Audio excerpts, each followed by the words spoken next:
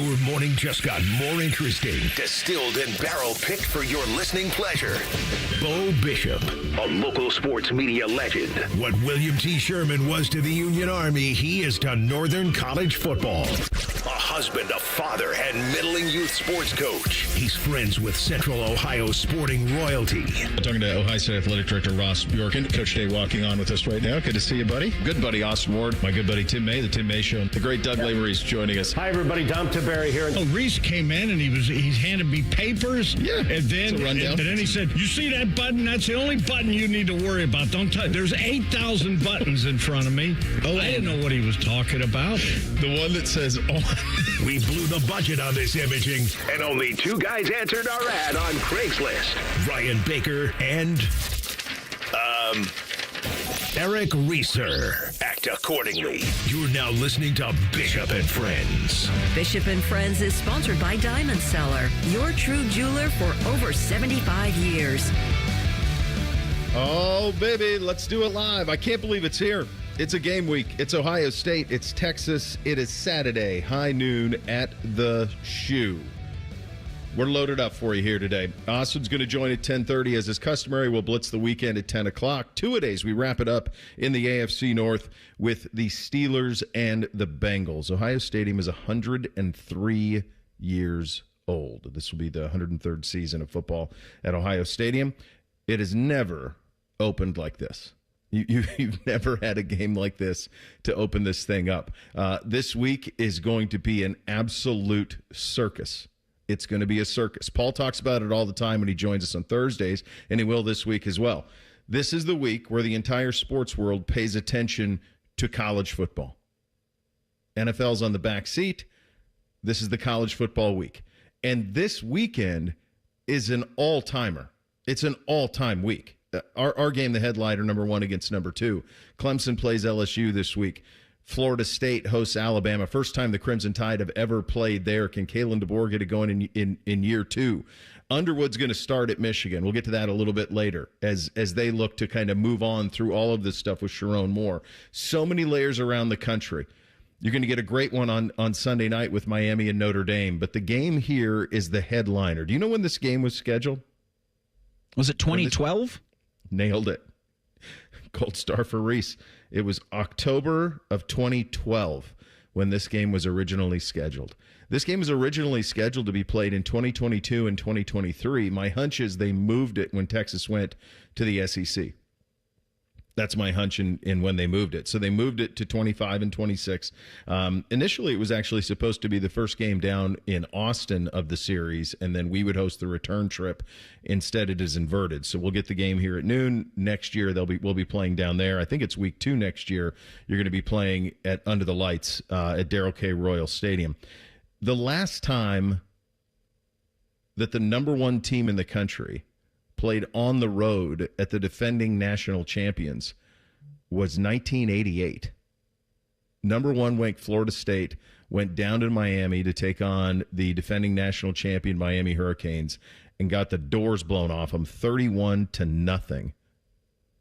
Do I think the Bucs are going to beat Texas 31-0? No, I do not. I think it's going to be a really competitive game. Maybe clunky at times, but that's how rare this is. We've never had an opener like this. We've never opened with the number one team in the country and us sitting there at number 2. I mean, we've never had an opener like this. So all the history, and it's a lot of it. There's never been a game like this one. So the buildup this week is going to be like unlike anything you've ever seen. When this game was scheduled, Julian Sand was 7. Arch Manning was 8 when this game was scheduled. When this game was scheduled in October of 2012, Ohio State was in the middle of an undefeated season with a coach named Urban Meyer in his first year. They were ranked 8th in the country on the week that this game was scheduled. Texas was ranked 15th in the country. Mack Brown was the head coach of that Texas team at that time. He was in his second to last year for the Longhorns. There is so much history between these two teams, and yet, oddly enough, they've only played 4 times. You got the one last year, of course, as well. So you've only played 4 times. You played the 2 regular season games, of course, in 05 and 06. You have a Fiesta Bowl in 09, and you have the national semifinal game from a year ago. So it's 4 matchups between the two teams from all of this time, all of this history. It's going to be a stunning week. It really is. The stories that come out of this week, the build up this game on Saturday. In a way, fellas, it's hard for me to believe we're here. I'm old enough and have a decent enough memory that I remember doing the show when this one was scheduled with AR, and it led to a conversation about the 05 games that he covered and the 06 games and his memories of those. I don't have memories of those. I wasn't here at that time. I didn't get here till 2007, but I remember that very vividly. I remember when we realized that Arch Manning's first real start, would be here, and the hype that would come around that. All of those things start to trickle back as you carry them towards number 1 versus number 2 at the Shoe on Saturday. It is game week, fellas. Welcome. Yeah, rubber match in the series. All 4 games, bangers. I think certifiably so. Even Ohio State's win, I want to say back in 2006 when they went to Austin, they won by 17 points. This is why you love college football. This is the pomp, the circumstance, the pageantry that comes with a game like this, with all of the nonsense that we've done over the last however many months comes down to 5 days. Yeah. And you have the entire college football world. You've got ESPN, who does not broadcast Ohio State football games for the most part. They're going to be taking their traveling road show. They're bringing it to Columbus along with Fox's. And you get, I think, what's one of the best things about college football that we are all confident will remain. Even when the sport changes all around us, an Ohio State-Texas game will still get everybody up. And according to those those are the decision makers, they're going to continue to do games like this. They should, yeah. It's crazy to me to think that Texas and Ohio State and Texas have played 4 times in their history. This will be the 5th. That Texas is going to play 2 games in a row against Ohio State. Oh, that's an interesting one. And Ohio State is going to play, 2 of their last 3 games after this coming week will have been against Texas. And it's crazy just how different these teams are going to be this Saturday compared to the last time they played. And we've talked about it all, right? No Will Howard, no Quinn Ewers. Texas has a whole brand new offensive line. Ohio State replaces 8 starters on defense. Ohio State has 2 brand new coordinators in this game as well. So it's so crazy that Texas back-to-back plays Ohio State, but both games are probably going to be so different. But yet both games are going to be, I believe, super competitive. I think all the points you guys make are great, and I think it is going to be super competitive. It doesn't mean it's going to be aesthetically pleasing. I think when you think about this, the pressure that's going to be on Julian Sayin as these days stack leading into Saturday. Usually, a starting quarterback at Ohio State making his first start as a second-year player, as a redshirt freshman, typically you get wade into it a little bit. You get give me a couple of games to get my feet wet. Not here. No, you're jumping in the deep end with the number 1 team in the country, and the quarterback on the other side is going to be the number 1 pick in the draft whenever he comes out. I mean, that's the theater that we have for this game on Saturday. I've never seen anything like it because it's never happened. You've never had a game like this to open a season. The closest thing that I have, kind of in my memory is, and these 2 teams were not at this level, not even close. Miami was kind of still in the vicinity of it, was the first time Miami and Florida State played on Labor Day, when they moved that series and tried making it Monday night and making it Labor Day. And there was a lot of juice going into that game. Again, Florida State wasn't even in the vicinity of these 2 teams at that time. Miami was coming off of their high stretch. But the one thing that you could tell was that this was a rivalry that meant a lot. They played every year, and they were going to play it the first game of the year. And the games were incredibly clunky. They were clunky games. It was now you don't know what you're going to see. That's the other thing that's really interesting. All the changes Bake just mentioned, they're all real changes. You're talking about a new defensive philosophy in Matt Patricia. We feel like Brian Hartland's going to run the Ohio State offense, but he's never been at the controls of it before. Not like this. Not in a game like this. We've seen Julian Sayin throw the football. Everybody listening has seen him throw the football. We've seen him throw it in practice. We've never seen him have to make a high leverage throw. We're like the first 3 days of practice. Like, we've never seen him make a throw when it's all on the line. We've never seen him have to make a 3rd and 6 conversion. We've never seen that. Now, I think he can do it, but you're not going to know until you see him on the field of play. With Simmons the and man Hill in the arena. chasing him down. That's right. Yeah, on 3rd and short, does he step up into the pocket with those guys barreling on his blind side? Like, that's a question I'm looking forward to seeing the answer to. And even mentioning that, this Ohio State offensive line, we've never seen Austin Serveld at left tackle. We've seen him play guard. Yeah. We've never seen him out at tackle.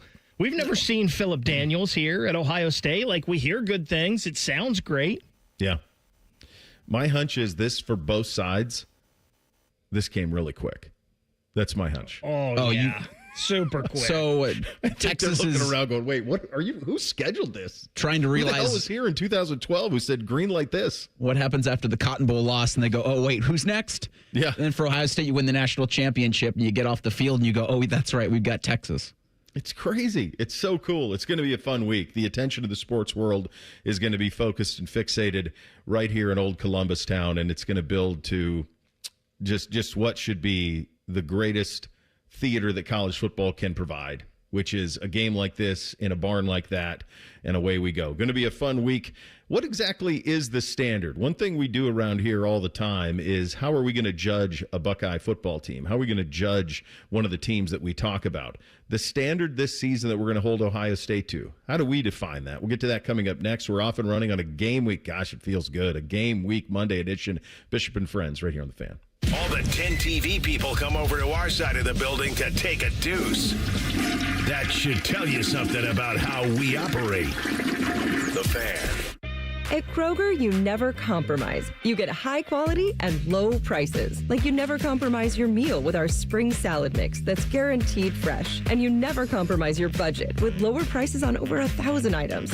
Hand it to Kroger shoppers. You never compromise. Kroger. Fresh for everyone. You can save big on 12 packs of Coca-Cola, Pepsi, or 7-Up. Select varieties or buy 2, get 2 free with your card. Limit 8. Kroger. Fresh for everyone.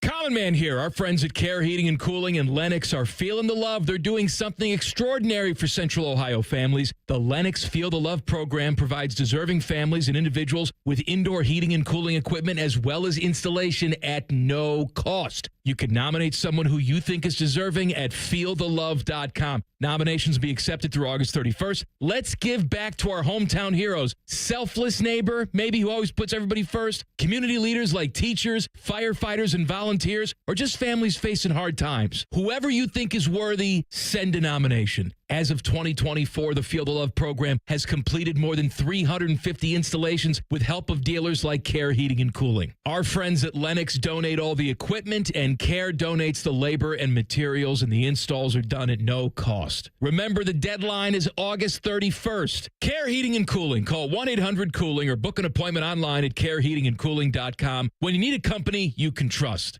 Ben Sadler, Assistant Vice President, Commercial Lending, on what makes First Bank of Central Ohio successful. What we do as a community bank is really, listening to, that company, finding the solutions that best need their business, and is not just a universal product that you could get anywhere else. Experience what it's like to be first at First Bank of Central Ohio. Visit fbcentralohio.com for more details. Member FDIC, an equal housing lender. Hi, welcome to IKEA. Hi, I'm in a whirlwind of college prep. Gotcha. We've got affordable solutions to create the perfect college living space.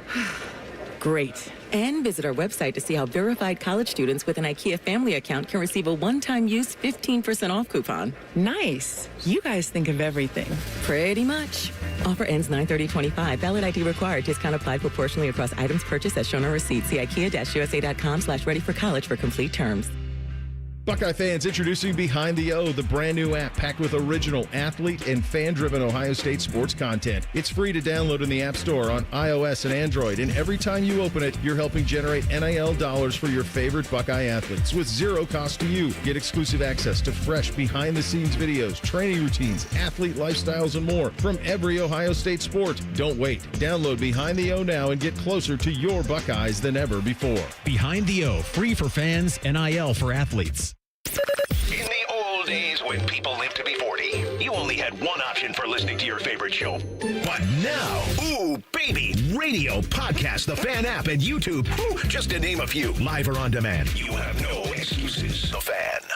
An official message from Medicare. I'm saving money on my Medicare prescriptions. Maybe you can save too. With Medicare's Extra Help program, my premium is $0 and my out-of-pocket costs are low. Who should apply? Single people making less than $24,000 a year or married couples who make less than $32,000. Even if you don't think you qualify, it pays to find out. Go to ssa.gov/extrahelp. Paid for by the U.S. Department of Health and Human Services. 2 hours ago, Kyle arrived at the bar. Hey, what's everyone drinking?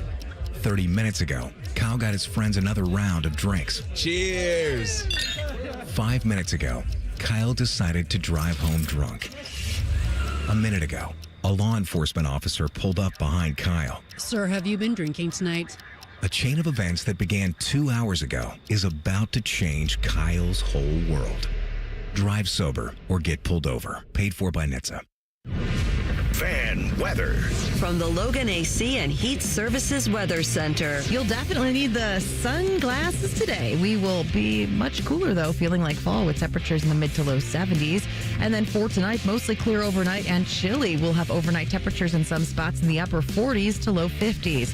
For Tuesday, a tad bit cooler. Afternoon highs only getting into low 70s with partly sunny to mostly sunny skies.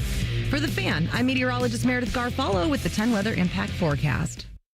Catch the latest from the world of Ohio State athletics. Weeknights at 6 on the Buckeye Show. New special guests and everything scarlet and gray. The Fan.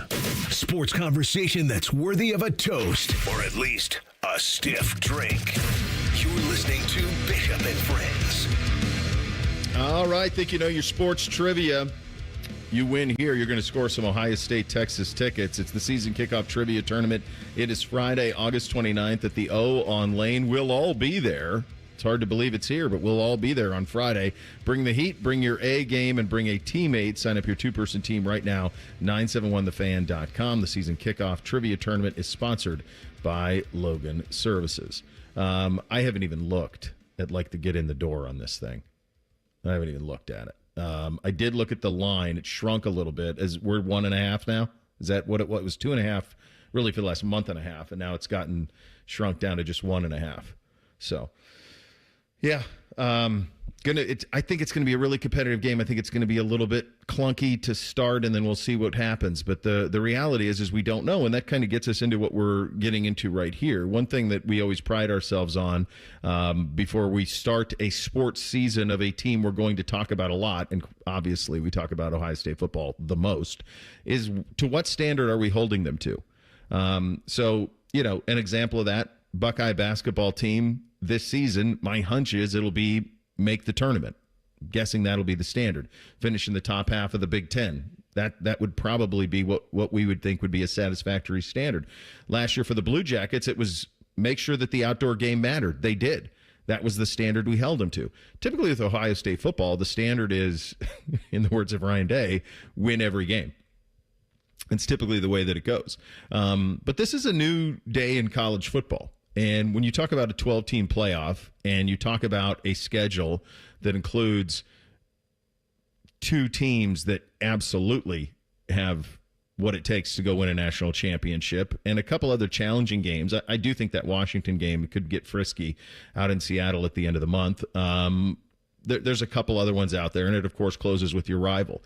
So that's the schedule you're staring at. And then beyond that, you're talking about a 12-team playoff. And this is the thing that's always the challenge now that we have this 12-team playoff, and it's going to continue to be the challenge.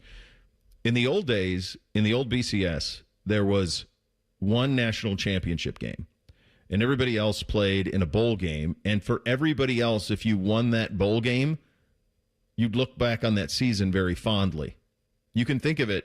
You just go back the last 25 years and think of the games that didn't end in a national championship game, but ended with a very strong showing in a bowl game and how you feel about those seasons.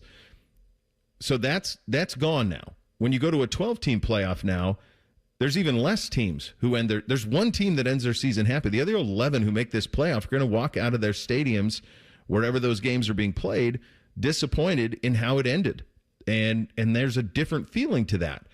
My hunch is that we will start to look at the college football semifinals similarly to the way that we look at Final Fours, as a true sense of accomplishment.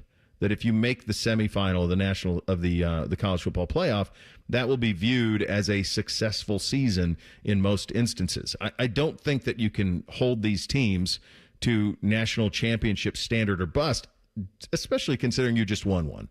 So you're not in this position where you're chasing something that's forever out there. You just caught it. You did it last year in one of the most remarkable runs of all time. So with that as kind of the backdrop, for me, Ohio State football in 2025, with a redshirt freshman starter and replacing all of those starters on both sides of the ball, but still supremely talented, probably the two best position players in the country on your roster. How do you define success this season? I don't think it has to be win the national championship. I think it has to be beat Michigan. And I think if you do that and you split the Texas-Penn State games, and you're somewhere in the vicinity of 10-2, something like that, you're going to find yourself playing for a Big Ten championship. And even if you don't, you're going to find yourself probably hosting a playoff game. And then it's just a matter of the draw and the way that the ball bounces. Are you healthy? It's more like the NFL now, honestly, is the way we have to kind of view this is, are you a playoff team? Did you win your division? Those are typically NFL versions of success. Win the division, make the playoffs, those type of things, and those go hand in hand. That's kind of the way that I think we're going to have to start viewing Ohio State seasons. But for this year, I think kind of the jumping off point is, beat your rival up there with a true freshman quarterback, because we're going to get to that in just a second. That, to me, is like the minimum requirement. I think if they do that, they'll be somewhere in that 10-2, 11-1 situation. Yeah, you're absolutely right with it. For me, beat Michigan. Yeah. That's the only thing I really want from this season. I think the idea of getting a national championship makes it that much easier to do and that much easier to say. We'll probably, all of us will feel different after the Ohio State-Texas game, because you're going to feel one way or the other, because that's just how we are as fans. You're just riding that emotional roller coaster. And I think this time next week, it'll be kind of back to, all right, win, lose, now how does the rest of the season look? But you beat Michigan and everything sets up in front of you. And you just can't go 4 years without, or I guess 3 years now, without Jeremiah Smith having a pair of gold pants. Like, you need to get that man a pair of gold pants. Yeah. I think this is something interesting, too, because, listen, you're right, Bo. The success now is you got to make the playoffs. That's right. You got to at least have a shot at it, right? And the Michigan thing is looming there, of course. You got to beat them. You got to flip that around. I thought Scotty Vegas made an interesting point yesterday on the money as far as what we want out of this season. Okay. It'd be nice to win a Big Ten championship, right? And I know national championship is the goal and making the playoff is more important, but it's been a few years since Ohio State has won a Big Ten championship. And it'd be nice to just have that crown again to say, hey, we were the best in the Big Ten. And we can say that last year, I guess Ohio State can, because they won the national championship. Mm-hmm. They were the best in the whole country. But they didn't win the Big Ten championship. They didn't even play for it. And they haven't played for it in quite some time. No, I mean, you've had all these losses to Michigan, which has precluded. That's been the reason. Yeah, that's been the reason. Yeah, you beat the Wolverines, you're going Indy. Yeah, I think if as I look at this schedule, and Reese, you brought up a very interesting thought jumped into my head about a week from now. What's this sound like? Right, like what are we talking about a week from now? And because we're certainly not breaking down Grambling. No, sorry, no, we're sorry, not. Guys. They got a hell of a band, but no, we're not. No, so I do think next week at this time, to me, the Texas game that's going to be played here on Saturday is almost like its own season. It's almost like win or lose, you're pressing reset Monday no matter what. If you win it, you feel much better about your team. You feel very good about your team. You say, okay, go win a national title. You just beat the number one team in the country, go win a national title. If you lose it, depending on the fashion you lose it, I'm not sure that changes.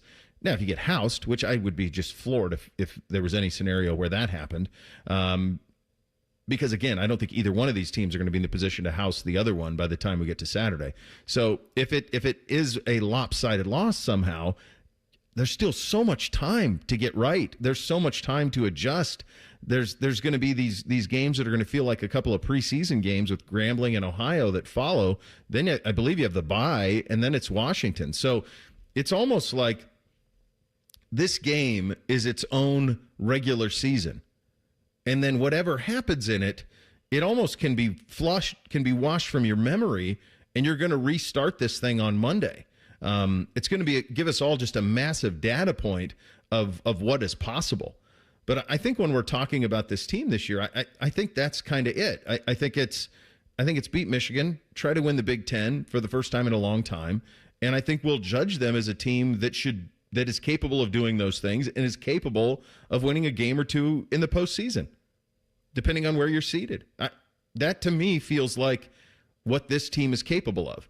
Now, if they were to beat Michigan, lose the Big Ten championship game, win 2 rounds, lose in the national semifinal, I still think you'd view that successfully. But that's what changes so much now with how the sport has changed. In the old days, if you did what we just laid out, you'd be playing in a BCS game, you'd be spending 10 days in a great location, get treated like kings, and you'd play an exhibition game that would have a little bit of juice to it. It's not like that anymore. Now it's the NFL. It's the NFL light. And it's win your division, beat your rivals, which is still a college football thing that matters. I'm not sure it matters much in the NFL, but it's win your division, a.k.a. win your conference, make the playoffs, and see what happens. And that, to me, feels like a very fair and legitimate challenge for Ohio State. I don't think that I look at this season and go, beat Michigan, win the Big Ten, win the national championship. I don't. Now, I think they're capable of that, but that's not the standard that I'm holding them to. So that is something that I think is important. So I think we're all kind of on the same page of what this season ought to be.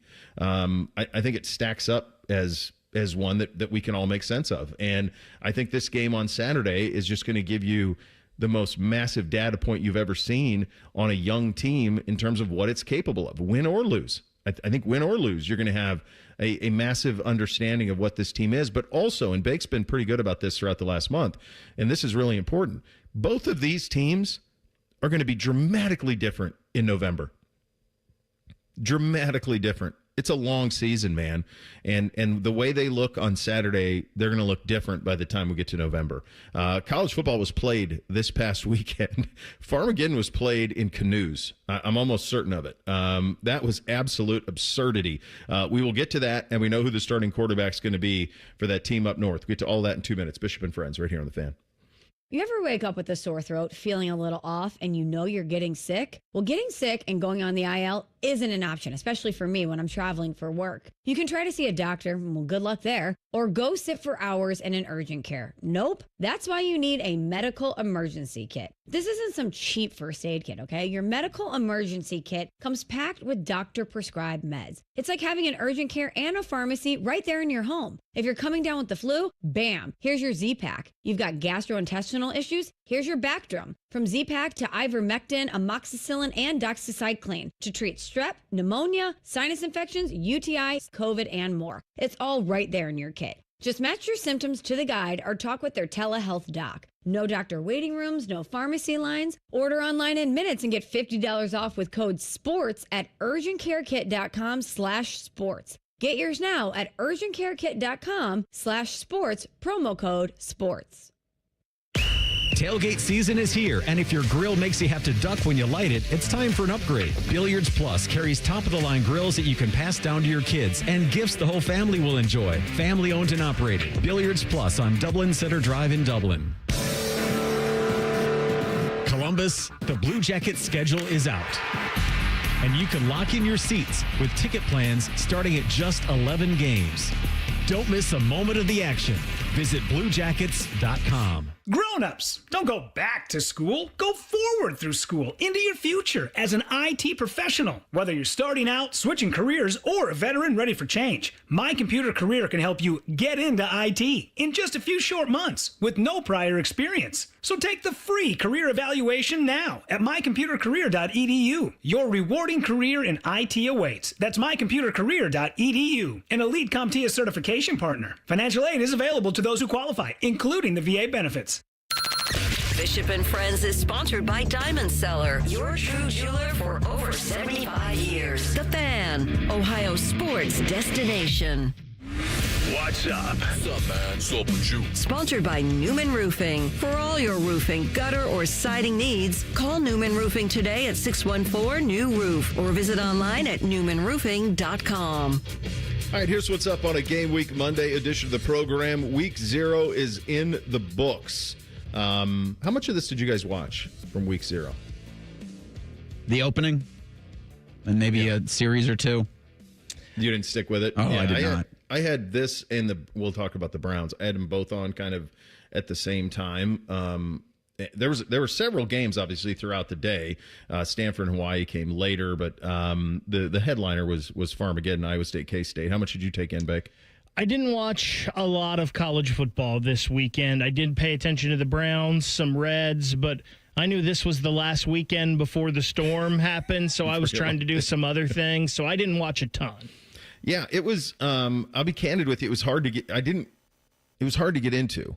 The field conditions in Dublin were extreme, to say the least, to the point where they repainted the striping on the field at halftime, and by the time the third quarter was done, it was gone again. There was so much rain on the field of play. I don't understand why we're doing this.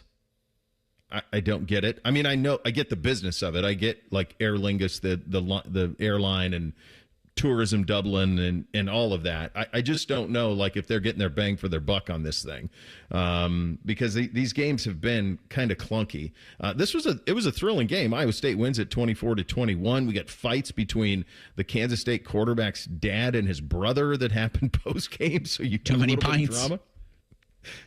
I mean, you got to be careful with those Irish car bombs. Last week when they were listening. I remember listening. Just thinking to myself, watching like the before and kind of a little bit during the game, and then seeing the stuff after Farmageddon. I'm like, no, Aer Lingus is absolutely getting their money's worth for this, because I don't know how many people even before this game knew that was an airline.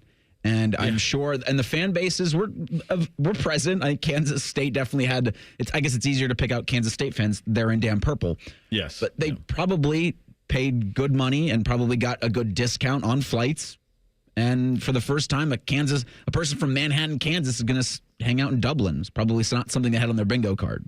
No, I mean, I guess it gives you an excuse, right? Like, you turn it into a trip and you give it an excuse. I do think it's interesting that they're playing conference games out there. Florida State played Georgia Tech in one of these as well. So, like, you do a little conference game out there and away you go. It was kind of a clunky game, though. It was cool to see. The boys were all into, when we were in Hawaii a couple of years ago for spring break. I usually try to go to like a campus if there's one around, and so we went to Hawaii's campus in Honolulu. And you have in your head what like you expect, because it's a university in paradise. But the problem is they don't have any money. So it's not some glamorous thing at all. And their football stadium, honestly, there's many high school stadiums in the state of Ohio that are bigger and feel like they would be better. They were in a temporary one when we were there. Aloha Stadium is quite honestly rusting as a mess. But they beat Stanford. This is the first game of the Andrew Luck, CEO of the Stanford football program. I had forgot Frank Reich was a coach at Stanford. I had forgotten that entirely. So isn't it just for this year, right? I think like it's just one-off. an interim thing, a 1-year deal. I believe you have that right. Yeah, that it was. So they lose 23-20 in the first game of kind of that era. And then the big headline today is that Michigan is going to start true freshman Bryce Underwood as week 1 starter this week for the Wolverines. Their schedule is pretty interesting. So he gets the warm-up this Saturday night hosting New Mexico, and then next Saturday they're at OU. So you want to, and by the way, Sharon Moore will coach in that game. He's suspended a couple other games, but not that game. So he'll be at that game, and that is a pretty wild way to start your collegiate career if you're Bryce Underwood, to go home against New Mexico and then to run it out in Norman. I expect you in the hoodie. That hoodie you have with the schooner all week next week. We're all Oklahoma fans week 2. Yeah. It's I like that Oklahoma team anyway. And when we were doing, I really like the look of that team. I like them as maybe being a little bit of a sleeper in the SEC. Go ahead, Rich. The first true freshman quarterback for the Wolverines since Tate Forcier in 2009. Oh, my God. Boy, was that a stinky team. I don't think this is going to be that. I don't think it's going to be as bad as the 09 Michigan Wolverines were, because I don't remember too many wins, like too many big. I think Forcier opened the season against directional Michigan. I think the game, they were fine in that game, but boy, it's going to be fascinating this whole year for the Bryce Underwood experiment, because if it doesn't go well, like it probably won't next week in Norman for the Wolverines, like what's the rebound like that? Because if it's a stinker in Norman for Michigan, the next 2 weeks you're without Sharon Moore. Now, one's a laughable game, I think, against another directional Michigan. The other might be Nebraska. It's Nebraska. Yeah, they play Central Michigan, and then they play Nebraska. Do you find yourself limping out of Norman? Do you find yourself clunky against directional Michigan and then getting just smothered by the Huskers? Then what happens? Well, and that's the thing about this year. You bring up Nebraska. There are so many. I think one of the themes of two-a-days was if not now, when, right? I mean, I think we hit that with several of the teams, and you can kind of apply that to if you just pull up a top 25 poll. Texas has got a 2-year window, we think, with Arch. Right? We think it's a 2-year window for them, but if not now, when for Sark? He's got a 2-year window, so it's not quite the sense of urgency. But Penn State can't have more sense of urgency than what they have. There's just it could not be more heightened. I would think that the exact same thing should be true for Clemson. That for Dabo, I don't know if he'll ever get the stars to align the way that he is there. He stuck to his guns. Klubnik developed into a really nice player, but they got NFL guys everywhere. Lines of scrimmage. I mean, Clemson. Go look at a top 100 NFL prospect. There's Clemson guys everywhere. I don't know if he'll be able to run it back like that. I think about it with LSU, with Brian Kelly. So you get these quarterbacks, you put up these big stats. They get a ton of talent, but they gave Nussmeier number 18, which is a big deal down there. And it's been a while since a quarterback's had 18 down there. Usually it's probably Mock's probably the last one. I think they said 03, and it was Mock or Moore. I can't, one of the Matts. I think it's Mock, I think. But it's been a long time for them. I mean, look at the University of Miami. They got Notre Dame on Sunday. Carson Beck, who a year ago at this time everybody would have said was the presumptive pick to win the Heisman and be the number one pick in the draft at Georgia, and he's at Miami now, and we've heard nothing. He's coming off a major injury. We've heard nothing about him at Miami, and they put all of this money into that roster. Is this finally the year for them? You can play that game up and down the top 25, where there are so many programs. We'd even get to the amount of pressure that it's Alabama with Kalen DeBoer. And then Sharon Moore starting a true freshman at Michigan. You think about Brent Venables at Oklahoma. We talked about it from the Michigan side of it. From the Venables side of it, he gets Johnny Mateer, who's the number one transfer in the whole transfer process. He gets him to come in there. There's gambling allegations from a couple of weeks ago that seem to have just kind of disappeared.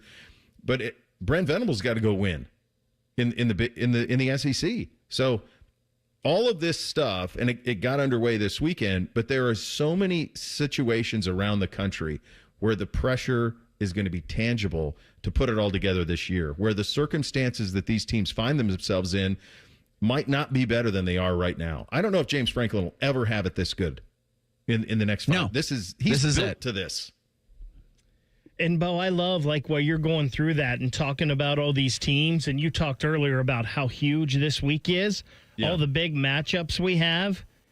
Clemson and LSU play each other. Miami and Notre Dame play each other. And then you talk about Kalen DeBoer, and listen, Florida State can't be as bad as they were last year, right? They have to be improved. Alabama, Florida State. I mean, all of that on top of Ohio State and Texas to start the season. It is a hell of a week one. You talk about Florida State. I don't know if they have to be better.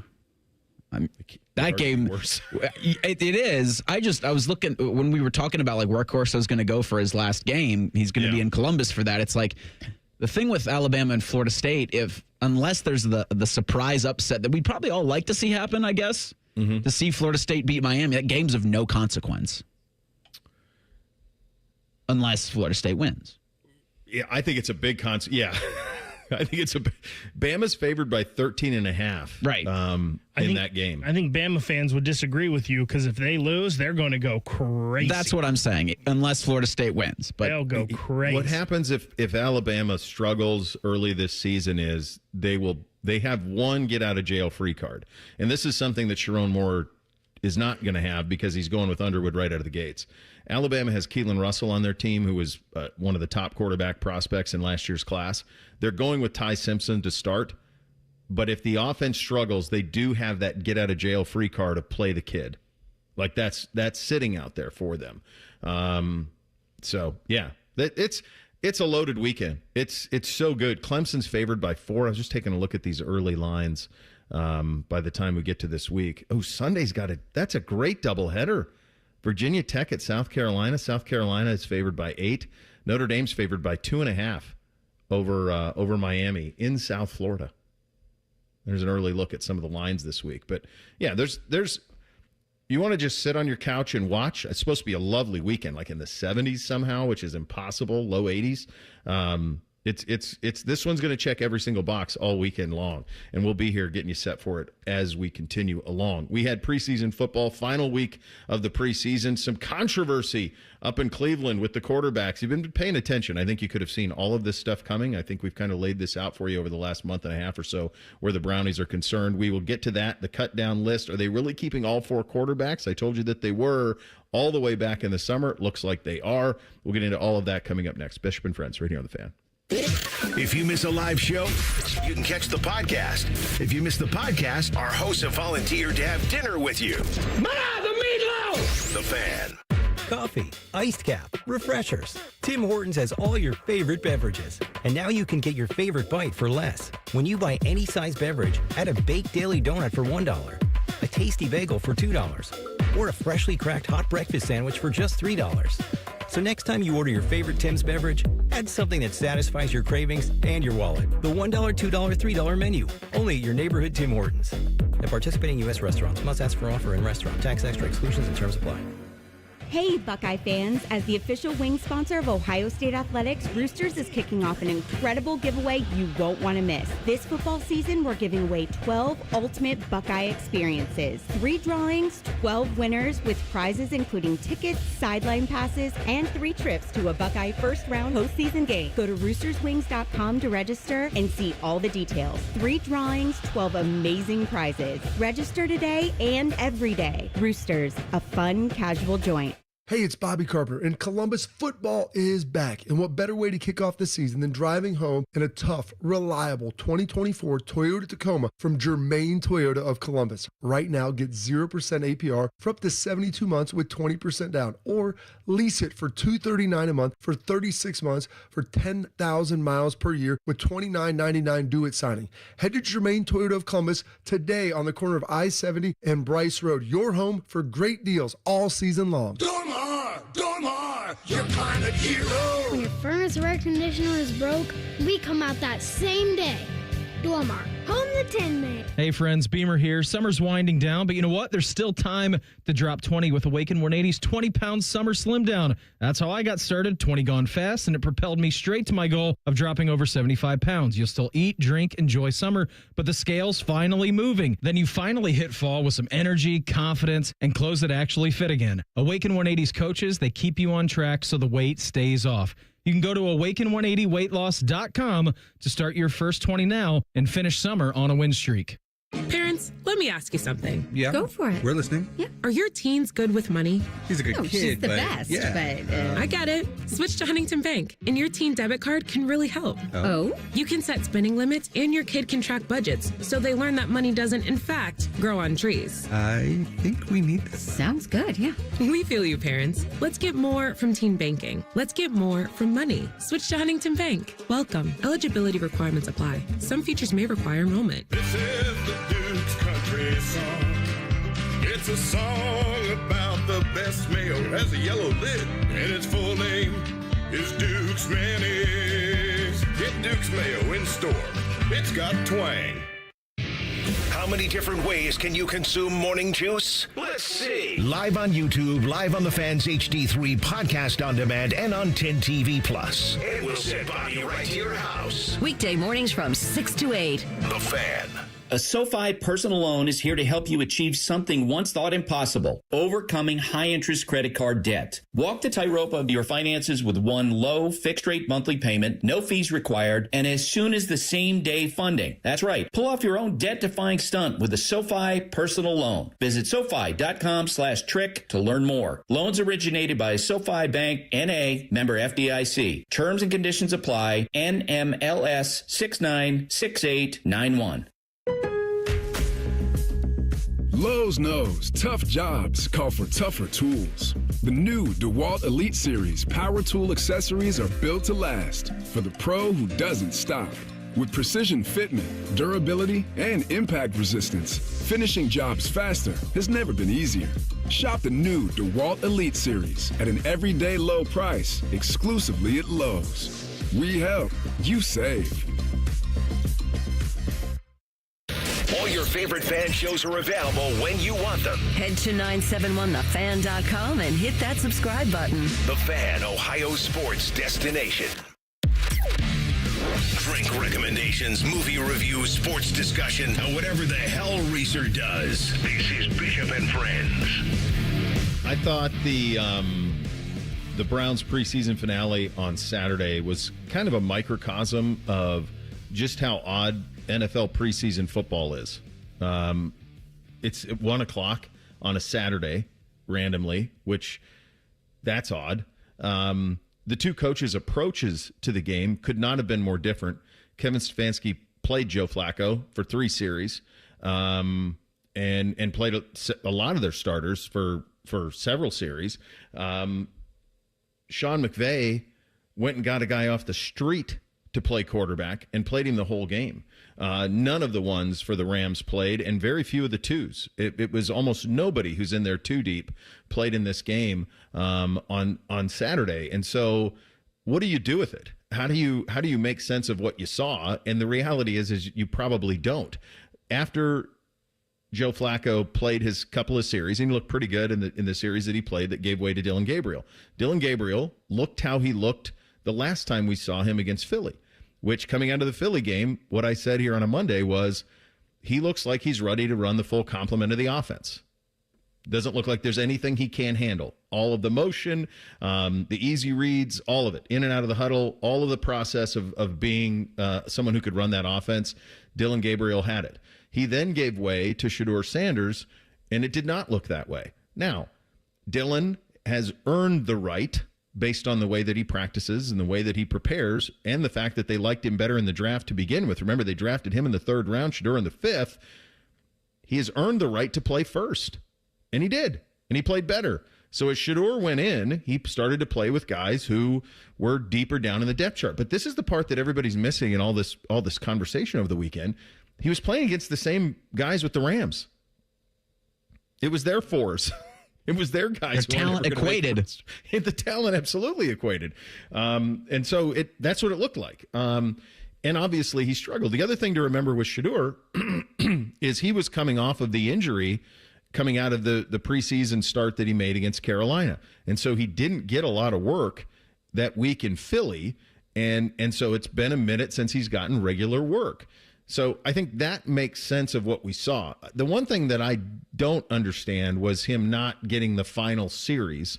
They went with Snoop Huntley, who they cut on Sunday, and that is something I don't understand. I know Kevin said that it was the plan all along. The only thing I can think of is that it was going so poorly that Kevin was just like, let's just get him out. Let's save him from himself. I have no idea. That's just me trying to make sense of it. But I did not understand him not getting that final series. I mean, even the Hall of Famer Joe Thomas was like, we don't need to see any Tyler Huntley. Yeah. Like, even on the broadcast, you could tell. He echoed, I think, all of Browns fans' frustrations because, yeah, we'll do Weekend Blitz here in about 15 minutes, but I did not have me watching the 4th quarter of the 3rd preseason game. But I'm sitting there watching Shedeur Sanders, who showed you everything that I think chased teams away from drafting him. And that's totally fine. Like, it was a D performance by Shedeur, and it was a B performance for his first time. So let's average this out. Now I think you should want to see more for Shedeur Sanders. You should absolutely want to see more from Dylan Gabriel. The idea that they're going to still bring 4 quarterbacks, because, man, you see quarterback injuries around the league, and you go, would anybody like a gently used Kenny Pickett? Because the Browns have needs at other positions, and there are going to be more injuries when you get into week 1 and week 2. I think the Pickett thing is really fascinating because when I watch Gabriel, I see somebody who's more than capable of being the backup. He's fine. I think he'd be more than fine running anything. Go ahead, Bick. Maybe, and I don't want to make it because they're both left-handed. I just feel like Dylan Gabriel, even though he's like 2 inches shorter, I feel like Dylan Gabriel is Tua Tagovailoa. I feel like they're the same player. Okay, great. I think that's exactly right. I think that's exactly right. I think his arm talent is a little bit greater than Tua's, but I think his processing is elite like Tua's, and I think operationally he's a lot like Tua, and I think at his very best, that's the ceiling. Yeah, and the very best. And by the way, that's a nice ceiling. Like, Tua's been a starter for several years and has made the playoffs. Go ahead. I feel like he gives you a little more with his feet even than maybe a Tua does. I think he can that's true, yeah. Run around a little more. If Kevin Stefanski, if that's true, this was our plan, your plan was bad. And even if Shedeur, like, they took Shedeur out, and I thought maybe he's hurt. And then when I saw him walking down the sidelines, I was like, yeah, I don't think he's hurt. I think he wants to be in there. They just took him out because he wasn't playing well. Throw Dylan Gabriel back in there for the 2-minute drive because that's situational football, right? It's a good point out of you. Snoop Huntley is not going to be on your roster. He's already gone. Those were wasted reps at the end of that game, and I just don't get it. I feel like it's only something that my team does, and it just drove me nuts. And then the aftermath of all of this with everything with Shedeur, because Shedeur has fans and he has detractors, right? There's both.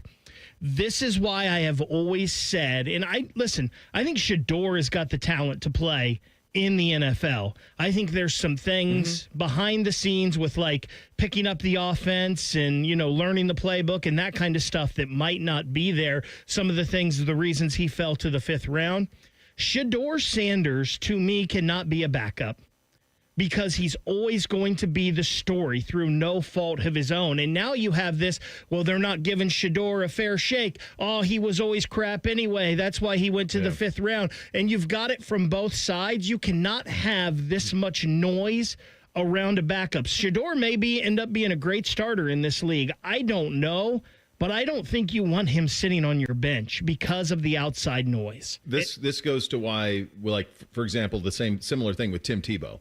Yes, correct. Where Tebow just couldn't be a backup. Like, it's just too noisy to be the backup. Now, Tebow won a playoff game and started right away with Denver and all of those things. But there are certain guys who are just really hard to be backups. Go ahead, Reese. Well, I was just going to say with it, like, with the Joe Flacco experience here, and it was wonderful to watch, like, how easy it looked for him, even with his age. Like, if you're 3-2 coming out of that London game, I think then you keep Flacco and you make a run for it. But if you're anything worse with that record for the Cleveland Browns, then it's time to see Dylan Gabriel or Shedeur Sanders, and at some point in the season, you're going to need to give them both a fair evaluation in actual NFL games. Like, that's just where the season's going to go. I agree, and I think the Pickett part of it is really fascinating. I mean, it's been 5 weeks since he's really done much of anything. Now, not much of anything, but in terms of being, like, full go, it's been a long time. He basically missed all of camp in terms of being full go. And they're going to keep him on the 53. And, I suppose if there was some sort of a trade that they would be interested in that, but it seems like they're going to want him, and my hunch is he'll be the backup. So yeah, I don't know. They're going to have some big, it's going to be a very interesting week up there. Cut downs for the NFL are Tuesday. So tomorrow by 4:00, you need to be rosters finalized. And we've seen a bunch of guys coming and going as we go along. And it's going to be an interesting 24 hours up there for sure and around the league, which we'll get to in about 25 minutes. We'll blitz the weekend coming up next. Bishop and Friends right here on The Fan. An encyclopedic knowledge of sports and other random things you may or may not care about. I think I found my mentor. Rothman and Ice. Weekdays from noon to 3. The Fan. The savings are so good at Great Lakes Hyundai of Dublin. Save on new Santa Fe and Palisades with 0% APR and make no payment for 90 days. Customers will qualify. Interest accrues during no payment period. Hi, I'm Dr. John Runyon from Runyon Dental Group. Are you missing teeth or do you have uncomfortable dentures? Dental implants can not only transform your smile, they can restore your confidence and allow you to eat those foods you love that you've been missing. When I was in my early 30s, I was in a similar situation needing complex dental work and dental implants. I understand all the emotions that you're feeling because I've been the patient and I know that we can help you. Schedule a free consultation today at runyondentalgroup.com. That's runyondentalgroup.com. Make this your year. Looking for a new career in the high-demand fields of IT and cybersecurity? Attend classes live, online, or on campus. Go to mycomputercareer.edu and take the free career evaluation today. Financial aid is available to those who qualify. The roof of your home protects what matters most in your life. Your family, your memories, your peace of mind. So when it comes time to replace the roof over your head, you need a name you can trust. Newman Roofing. Don't just take our word for it. Here's our friend Cindy on why she chose Newman Roofing over all the rest. We had interviewed and talked with several other roofing companies around the city. The salesperson that came to speak with us was extremely knowledgeable, answered questions, took his time with us.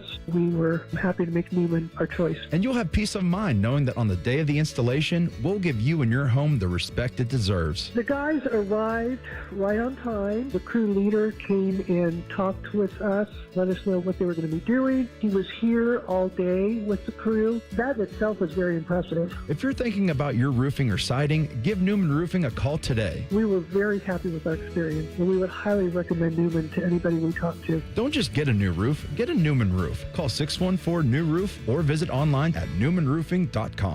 Get Eco. Aaron, what's your favorite holiday? Labor Day. No, really. What's your favorite holiday? Labor Day? Get Eco. Labor Day is when we celebrate the working people of America. Like plumbers, electricians, and HVAC technicians? Sure, but we're also celebrating nurses, police officers, office workers, firefighters, school teachers, landscapers, and those people who faithfully pick up our garbage on trash day. And waiters and waitresses? And car mechanics and... ECO. And daycare workers. We can't leave out daycare workers. Hooray for Labor Day! Jerry, when you look at working people, what do you see? I see the people who built America. I see love. Love? Love with its sleeves rolled up.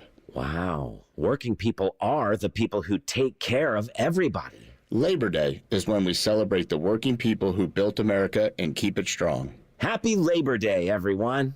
Get Eco at geteco.com. Listen up, football fans. You won't want to miss this.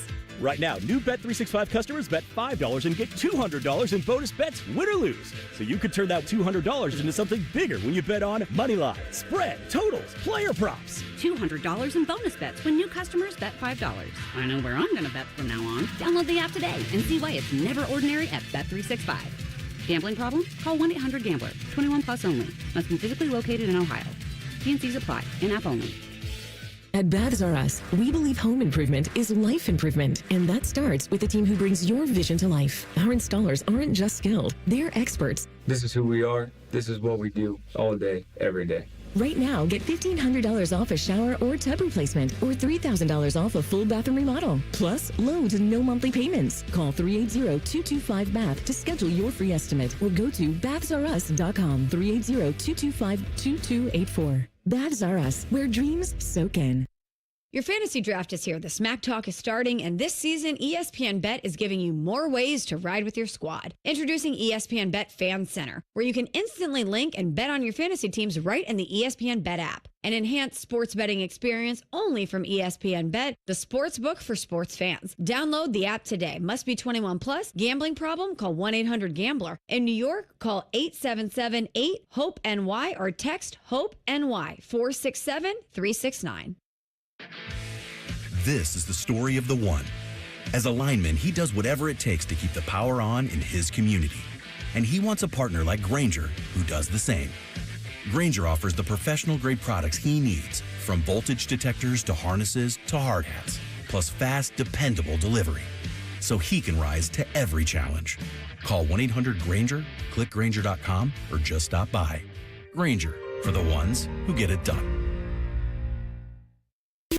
Broadcasting from the Lindsay Honda Studios. Honda makes the cars. Lindsay makes the difference. Visit lindsayhonda.com. WBNS-FM, HD1 Columbus. The Fan. Sports Center. Good morning. I'm Eric Reeser. We're 5 days out from number 3 Ohio State and number 1 Texas meeting Saturday, high noon at the Shoe. The all-time series is tied at 2 with the Buckeyes winning their last meeting in last year's Cotton Bowl semifinal. We'll have you covered on the Fan all week long. Ohio State's Ryan Day will speak with the media tomorrow at noon. We'll have his game week presser live on the Fan. Coach Day will also join Buckeye Roundtable tonight in the 6 o'clock hour. Skip Mossick, Paul Keels, and Jim Lachey will properly prepare you for the Buckeyes and the Longhorns Monday night after Common Man and Timmy. In the NFL, rosters will be finalized tomorrow at 4 o'clock. The Browns will reportedly carry 4 quarterbacks on their final 53. Cleveland hosts Cincinnati next Sunday in their Week 1 matchup. And in baseball, the Reds enter the week a game and a half behind the Mets of an NL wildcard spot. They'll play at the Dodgers tonight at 10:10. You can hear Red Legs baseball tonight on the Fan, Ohio sports destination.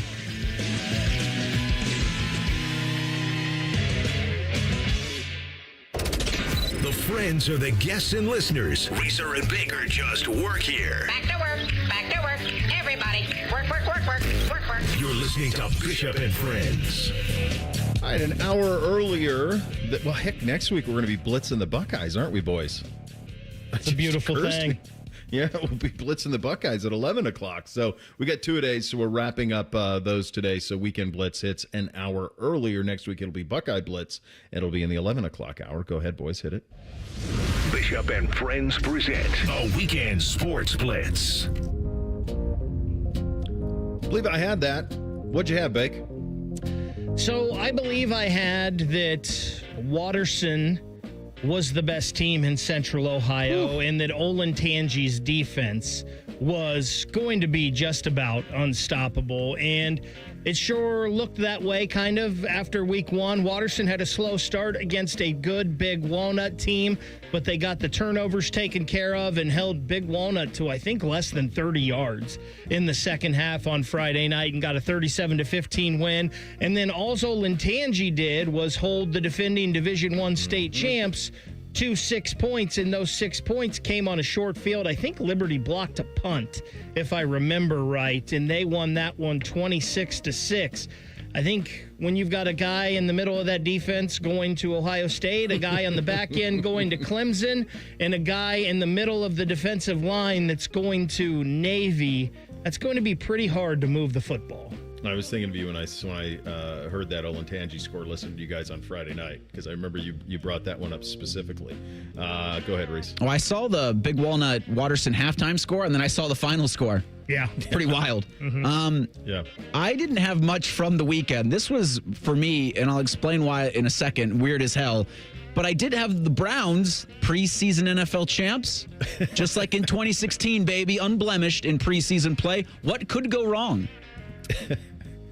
I believe I had that Friday Night Lights are perfect, especially week 1. So in our little town, they do the youth football night, and the stands were completely full. So every little youth football player was there in their uniforms. Every little youth cheerleader was there cheering for the entire first quarter.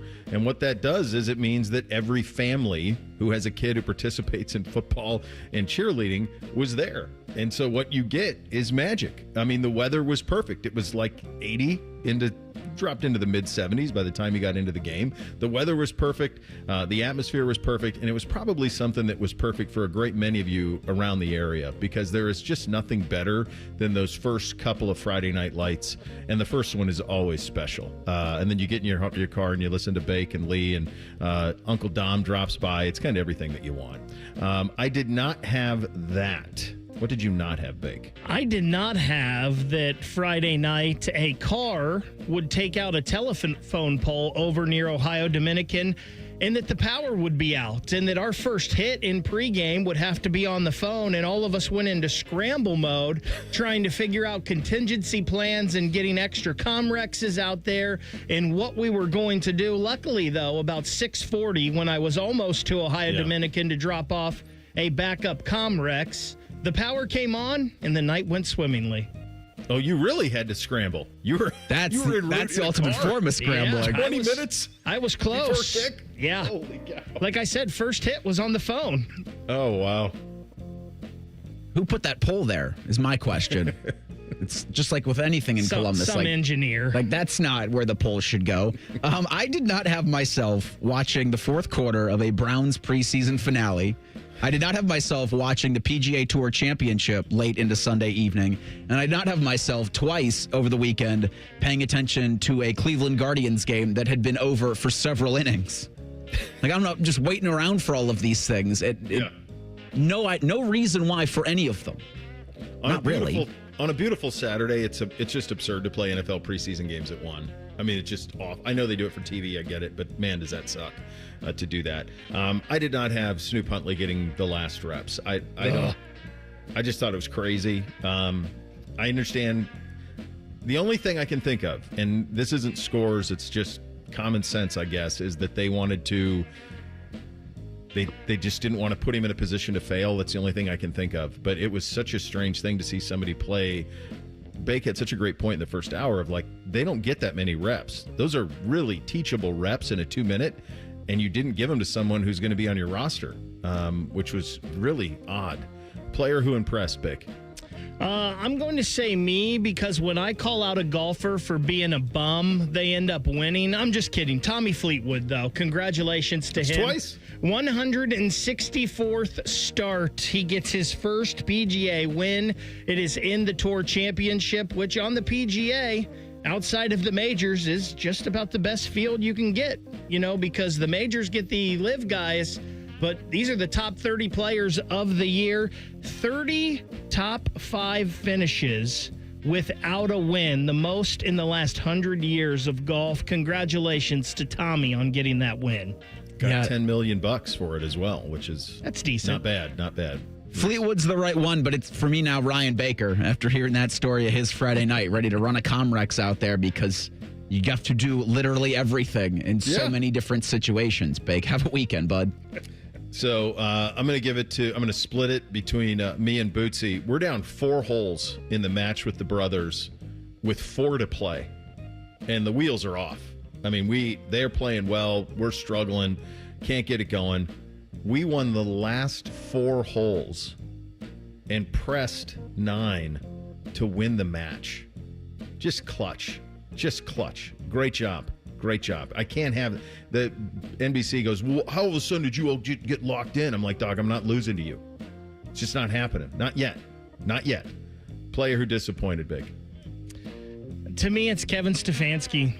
That decision at the end of that game is just mind-boggling and baffling to me, that you do not give one of your rookies a chance to run the 2-minute at the end of the game. Not only a 2-minute, but a 2-minute to win a game. Like, I just don't understand it, especially when you consider you gave it to a guy who you cut the next day. Just stupefying. I'm disappointed the Guardians and the Reds, more so the Guardians, who got outscored, I think, 19-3 over the weekend in Texas. But can the Reds figure out if they want to make a serious run at the NL wild card? No. Can they?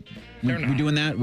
Both of them are just going to go out with a whimper? Listen, when your best starter all year has the worst start of his career, it's over. Who's that thick boy reliever they threw out there? Oh, Big Sugar? Yeah. Zach Maxwell? That's a hell of a nickname. Major league debut. 6'6", 275? Struck out 5. All right. Maybe I might start calling Bootsy Little Sugar, because he'll suck down all the sugar in the world. Is it me? Yes. Or Reese, did you go? Okay, I went. Baker's got to go. Okay. That's right. NBC and his idiot buddies, who somehow convinced my wife that they could have yet another sleepover on Friday night after the stupid football game. After 3 weeks ago, I said, that's it, we're done. I've also had a rule this whole time, like you can only have a maximum of 4 of you idiots down there. Somehow there were 6 of them. So 3:10 in the morning, the dog starts going nuts. I look out the window, and 2 of his idiot buddies are going outside out of the walkout and going and getting in the hot tub at 3:10 in the morning. I go, boys, fellas, what are we doing? What are we doing? So they go back to bed. The only win for me in this whole damn thing was 7:30 waking their asses up. That's the only win I had, and that was fun. It was fun waking them up on about 3.5 hours sleep. But it's, I guess, a player disappointed, all of them, but probably us for allowing it. Bud Kilmer, who do you got, Bake? I'm going, even though he's not a head coach, I'm going with Brian Hartline because as I'm watching Mater Dei take on St. Thomas Aquinas, and I'm seeing Chris Henry Jr. look like Willie Mays in center field, catching footballs, I'm like, how lucky are we to go from Terry McLaurin to Wilson and Olave to Marv to Mech to I throw Jackson Smith and Jigba in there to Jeremiah Smith to Carnell Tate to Quincy Porter, Mylan Graham, and then this guy looks like he's next. Just impressive run of talent. Yeah, I saw some of the highlights from Chris Henry Jr. I'm like, well, who are they crushing? I'm like, well, these clowns they're going up against. It's like, no, in fact, St. Thomas Aquinas, not clowns. This is number 1 versus 6 in the whole country. Just how good Chris Henry Jr. is and just how much different he looks. He's huge, right? He's a monster. 6'5"? Yeah. Bud Kilmer, honorary coach of the week for me is Matt Campbell. You went over to Dublin, you won Farmageddon. Didn't we say that, for Campbell, you have to have this, especially if it's a conference game. And so now you're 1-0 in the Big 12. Yeah, I'm going to go Timmy Chang. I did not realize, I ended up watching more of this game than I ever thought that I would, the Stanford-Hawaii game. But I got pulled into it, and I enjoyed it. It was a thrilling game. They won it on a field goal. I had forgotten that Timmy Chang was the coach there. He was. I want to say at the time he was done with his playing career at the University of Hawaii. He held every NCAA record for passing, yardage in a career, touchdowns, all of that stuff. And that's a big time win for them. That's a program that had a real niche under June Jones, and they were, we'll spin it around and throw for a bunch of stuff. Colt Brennan followed Timmy there and did it as well.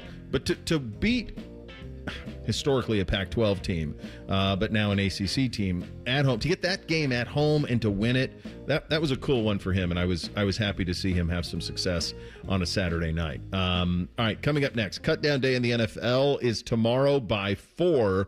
A lot of deals undone. Will deals get done? Zach Taylor and where the Bengals are with all of that and some of the big news around the National Football League coming up next. Bishop and Friends right here on The Fan. Unlike your deadbeat uncle, we'll never leave you stranded in a ditch when you were 6.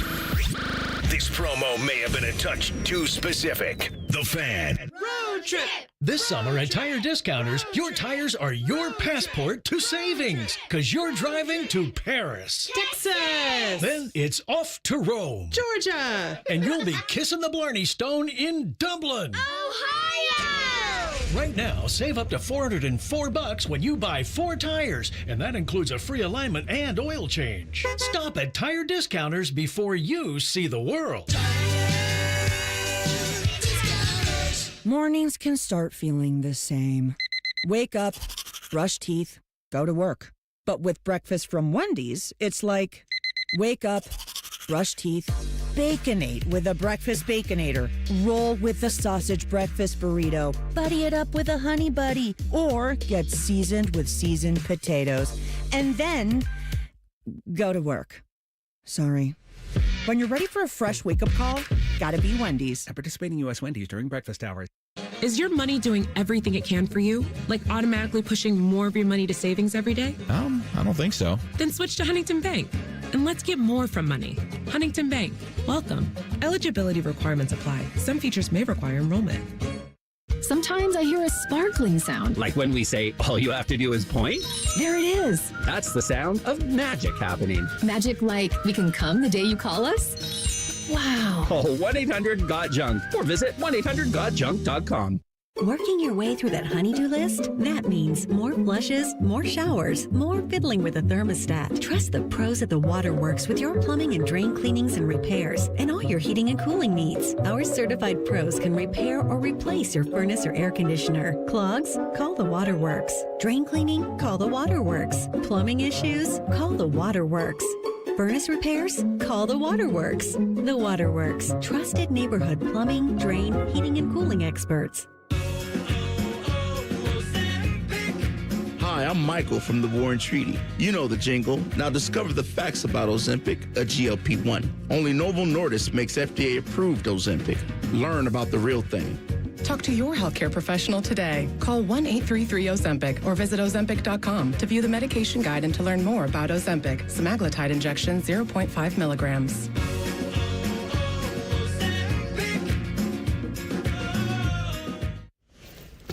Oh, no.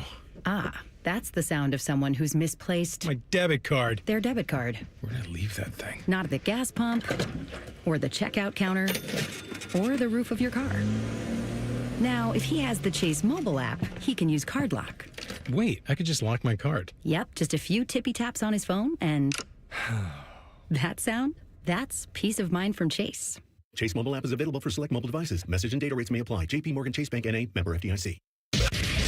Hello, big voice guy here. I've been hired to tell you all about the Fans YouTube channel. Did you know you can immerse yourself in Buckeye goodness like Austin and Berm's daily podcast, The Beat? Yes, sirree, Bob. Subscribe today.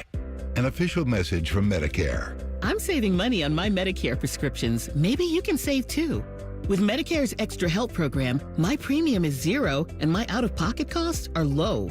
Who should apply? Single people making less than $24,000 a year or married couples who make less than $32,000. Even if you don't think you qualify, it pays to find out. Go to ssa.gov/extrahelp. Paid for by the U.S. Department of Health and Human Services.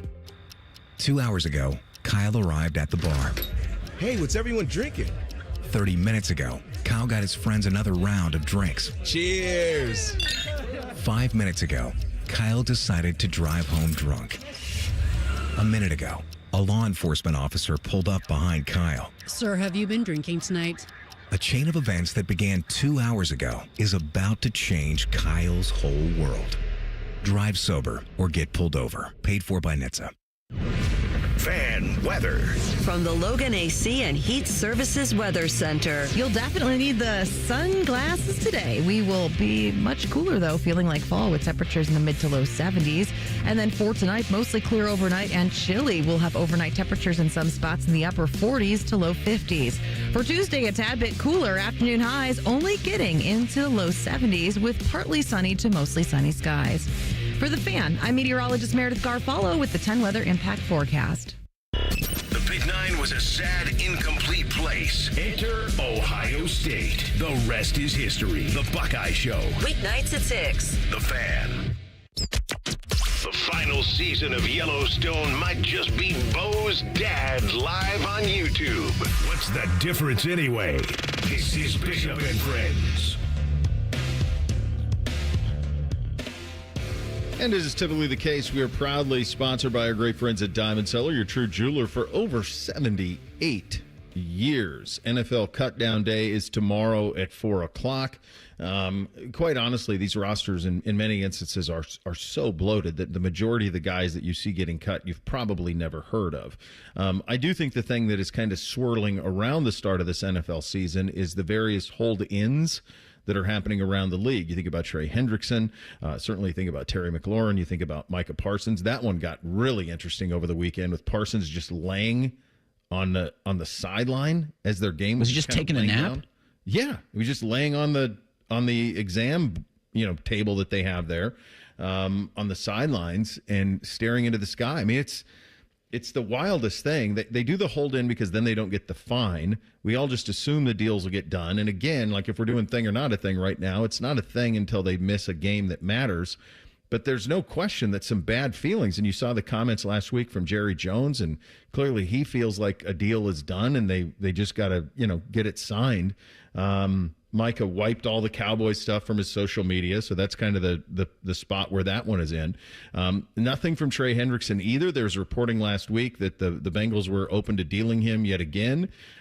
Who knows if anything comes of that? So we sit and we wait. And in the old days, the NFL preseason would end on a Friday night usually. You'd have Saturday, Sunday cutdowns, and then the next week you'd go.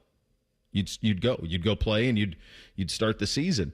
The way it is now, the cutdowns are tomorrow at 4, and they don't play obviously until NFL season doesn't kick off until a week from Thursday. So let's hear from Zach first off on Cincinnati's preseason, which is now in the books. I thought we got all the work done that we needed to get done. I really feel good. I like where we're at from a health standpoint. I like where we're at from an install standpoint. our key guys understanding what we're trying to get, what our intent is. And so I feel really good as a football team where we're at right now. And so now we get a chance next week with a bonus week to get a head start on Cleveland and then next week really get after it. You think a week from this Sunday that Trey Hendrickson will be in Cleveland? Yes. Yeah, I do. Yeah, I kind of think so too. I mean, it doesn't feel like anybody's going to come calling for him at this point. Wasn't it just the guaranteed money? Isn't that what the reporting was that was kind of the holdup, that the term was there, the year salary was there. It was just the guaranteed that was the holdup. The Bengals did not want to go past 1 year in guarantees, it sounded like, and Trey wanted more, like 3. Well, 2's in the middle. Right. Just meet there. To state schools. And there's a chance that happens. Yeah. That you get that one done. Yeah, I think if you want to get into the weeds on this cutdown day, some things to keep in mind is, and this is for the diehards, right? But let's take the Cleveland situation with the 4 quarterbacks, because I know it very well.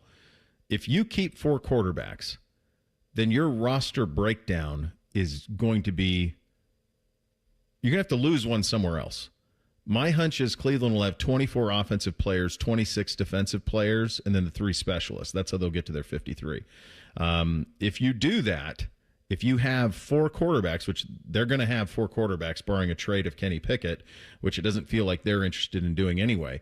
So if they're going to have 4 quarterbacks, then they probably can't have 6 wide receivers. That number is going to be 5. If they have 4 quarterbacks, then you can't have 3 tight ends. That number is going to be 2. So the conversation that they will have in the wide receiver room and the quarterback room will be, do we think we can get this player through waivers? If you can get him through waivers, then you can put him on the practice squad. And then you can have a handful of times throughout the year where you can call somebody up from the practice squad. They changed that rule. So that's the decisions that are being made by general managers around the league. Cincinnati, I mean, Cleveland's had a ton of injuries this preseason. I mean, they had a stretch of 2 weeks where the only healthy quarterback was the 40-year-old. That was it. They've lost M.J. Emerson for the season. Jordan Hicks up and retired out of nowhere. They were never going to play without Jeremiah Owusu-Koramoah. So they've got Greg Newsome hasn't done anything in a month. Now he practices, but he hasn't played in the games when you think about, kind of their cornerback situation. So they've got some spots where they're going to probably be paying attention to, and I'm thinking about offensive line, certainly in the cornerback room, where you're going to pay attention to who is cut around the league, and you might want to throw in a waiver claim on them. The Browns will have the number 2 waiver. Tennessee has the first one. They'll have the number 2 waiver claim in the league once all of these cutdowns happen tomorrow, and you'll start to see them link out. I see nothing from Cincinnati in terms of anything to worry about with injuries. The Hendrickson thing, I'm with you guys. I think it'll take care of itself. My hunch is he'll be there a week from Sunday up in Cleveland for that opener, and he'll be good to go. Some of these other ones around the league, I'm not so sure. The Parsons one is really messy. It's very messy, and I'm not sure exactly where that one is going to go.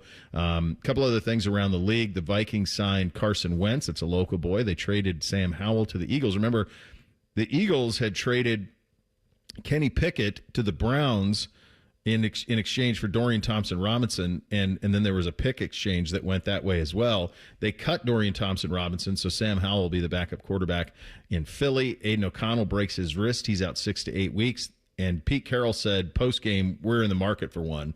We need a quarterback here. The other team that I think about for Pickett would be the Saints. Are they just going to roll with Spencer Rattler and Tyler Shuck? That is a recipe for a disaster if they're going to do that. I think New Orleans clearly has its sights on being the worst team in football and drafting number 1 and getting a quarterback one way or another, whether that's Nussmeier or hit the lottery with Arch. But that seems to be their path going forward if they're not going to make a move off of one of those 2 guys. So those are some of the things that are happening around the league this week. So you're going to get a big newsy day today. You'll get big news tomorrow by the 4 o'clock. And then what will happen is these signings will start to trickle in. These hold-ins will trickle in over the next few days, and then you'll start the season the following week on Thursday. But I do think the NFL likes the way that this is done now. I think coaches, players, front office, everybody likes it. It kind of gives a little – you've been grinding since July 18th, 20th. The Hall of Fame participants, even a week earlier, Hall of Fame game participants, that's middle of July. You kind of get a little bit of a break here heading into the long holiday weekend. So those are some of the stories to pay attention to on that side of things. Did you guys see Shiloh Sanders? Tried to punch a helmet. We're doing that. Cut the next day. Yeah. Cut for stupidity. Listen, I get it. It's a bad look, but I don't know what that tight end was doing. Like, shouldn't he be fined too here or something? Probably, that was pretty ridiculous what he did as well. Yeah.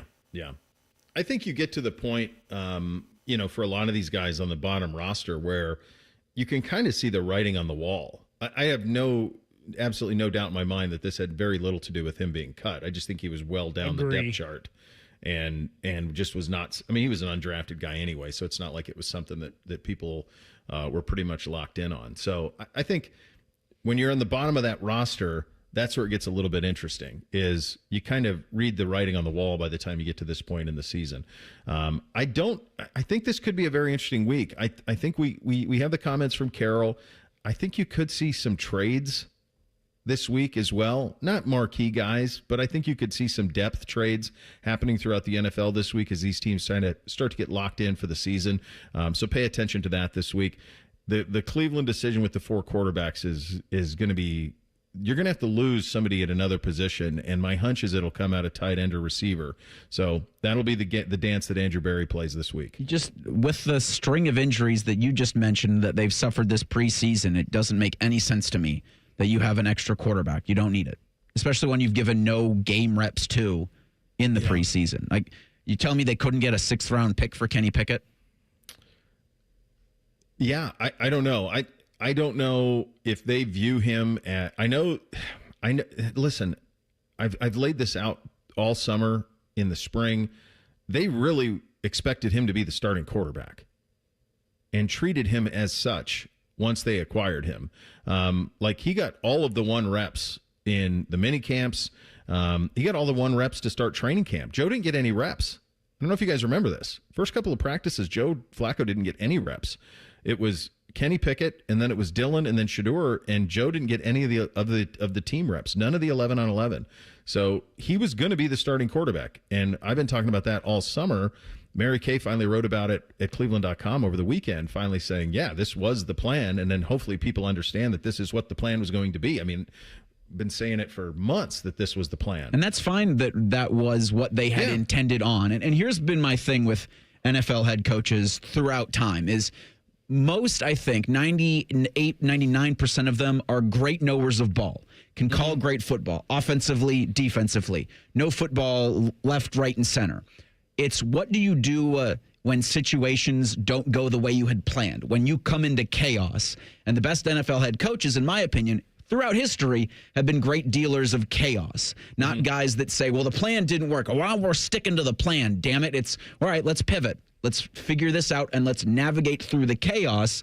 And I'm not sure the guy that they have in Cleveland or in Cincinnati are the best managers of the type of chaos that the NFL presents itself every single week. Well, he's going to have it in spades with the way this is going to look in the next week or so. So, yeah, your theory will be put to the test, my friend. Austin Ward in 2 minutes. It's Texas Week, Bishop and Friends, right here on The Fan. At Kroger Pharmacy, we make it easy to get flu, COVID, and RSV vaccines. They're available at no cost to you with most insurance plans. No appointment needed. And we're open weekdays, weeknights, and weekends. So come and visit us when it's most convenient for you. Kroger Health, a world of care is in store. Vaccines subject to availability. No cost to you with most insurance plans. Check with your plan for eligibility. Restrictions and exclusions may apply. See site for details. Looking to sell your home? Don't pay 6% commission. Call my guys at Sell for 1% Realtors. They're full service, not a do-it-yourself kind of thing. On average, customers save over $10,000. Give them a call, 614-451-6616. That's 451-6616. Call the folks at Buckeye, night or day. The kitchen drain has had enough. The toilet's called it quits. Drains are clogged throughout the house. I'm gonna throw a fit. Clogged drain, no problem. It's 93 or free. I'll clear any drain or you don't pay with a 1-year guarantee. It's 93 or free. Guaranteed. Call 614-683-9911. Call the folks at Buckeye, night or day.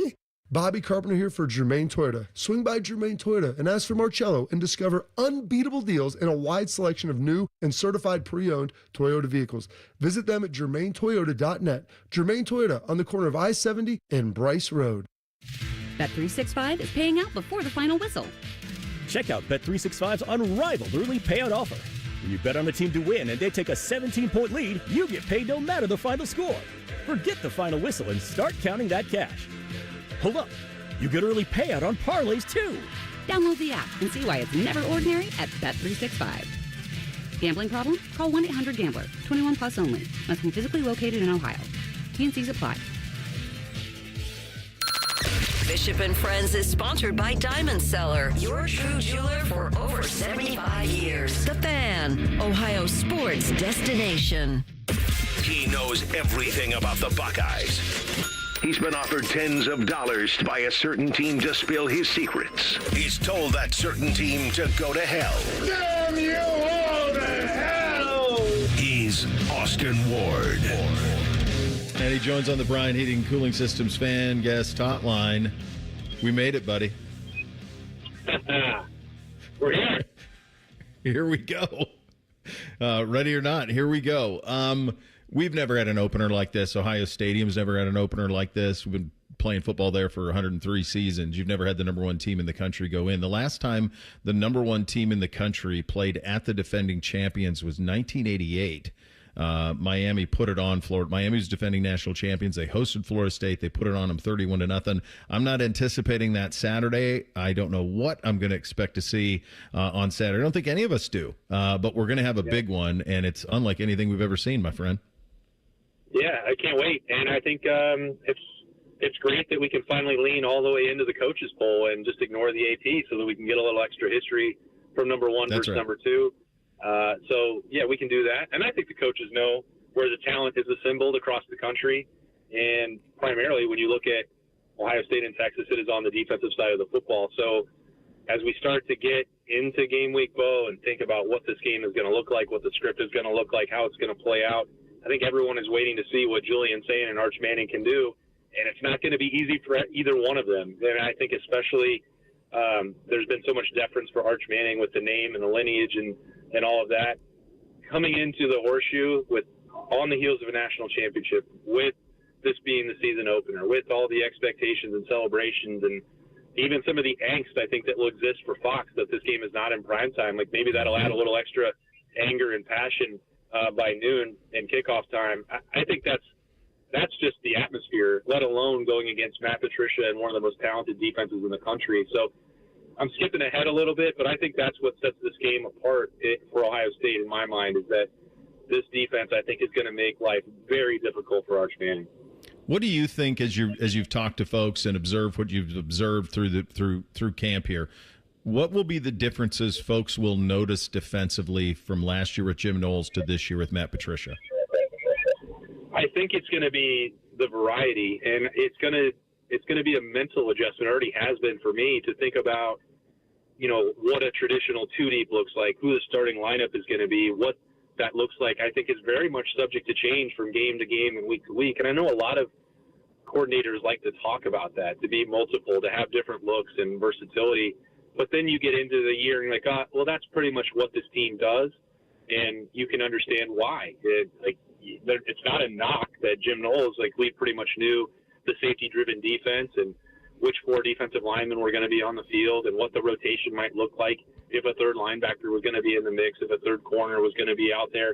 I think you had a pretty good idea that was going to bear itself out over the duration of the season. And I'm not sure that that's the case for Matt Patricia. At least that's the conversation, whether that is with, the players, with the rest of that defensive staff, like James Laurinaitis and Tim Walton, Matt Patricia, Larry Johnson, Matt Guerrieri, Larry Johnson, all working together and coming up with here's what we can do with this personnel group. Here's how it matches up against this offensive system, this scheme. I think that's really exciting. It's also confusing to cover, and I imagine if it's hard for me to talk about it, then it might be more difficult for opponents to prepare for, which is the goal. They're probably a lot more educated than I am on that front, but I think that's the challenge, and it's also the real benefit for what Matt Patricia is able to do from week to week or even from drive to drive is that you look at this roster, he doesn't have to make do with a 53-man group for an NFL team and draft really well and find ways to use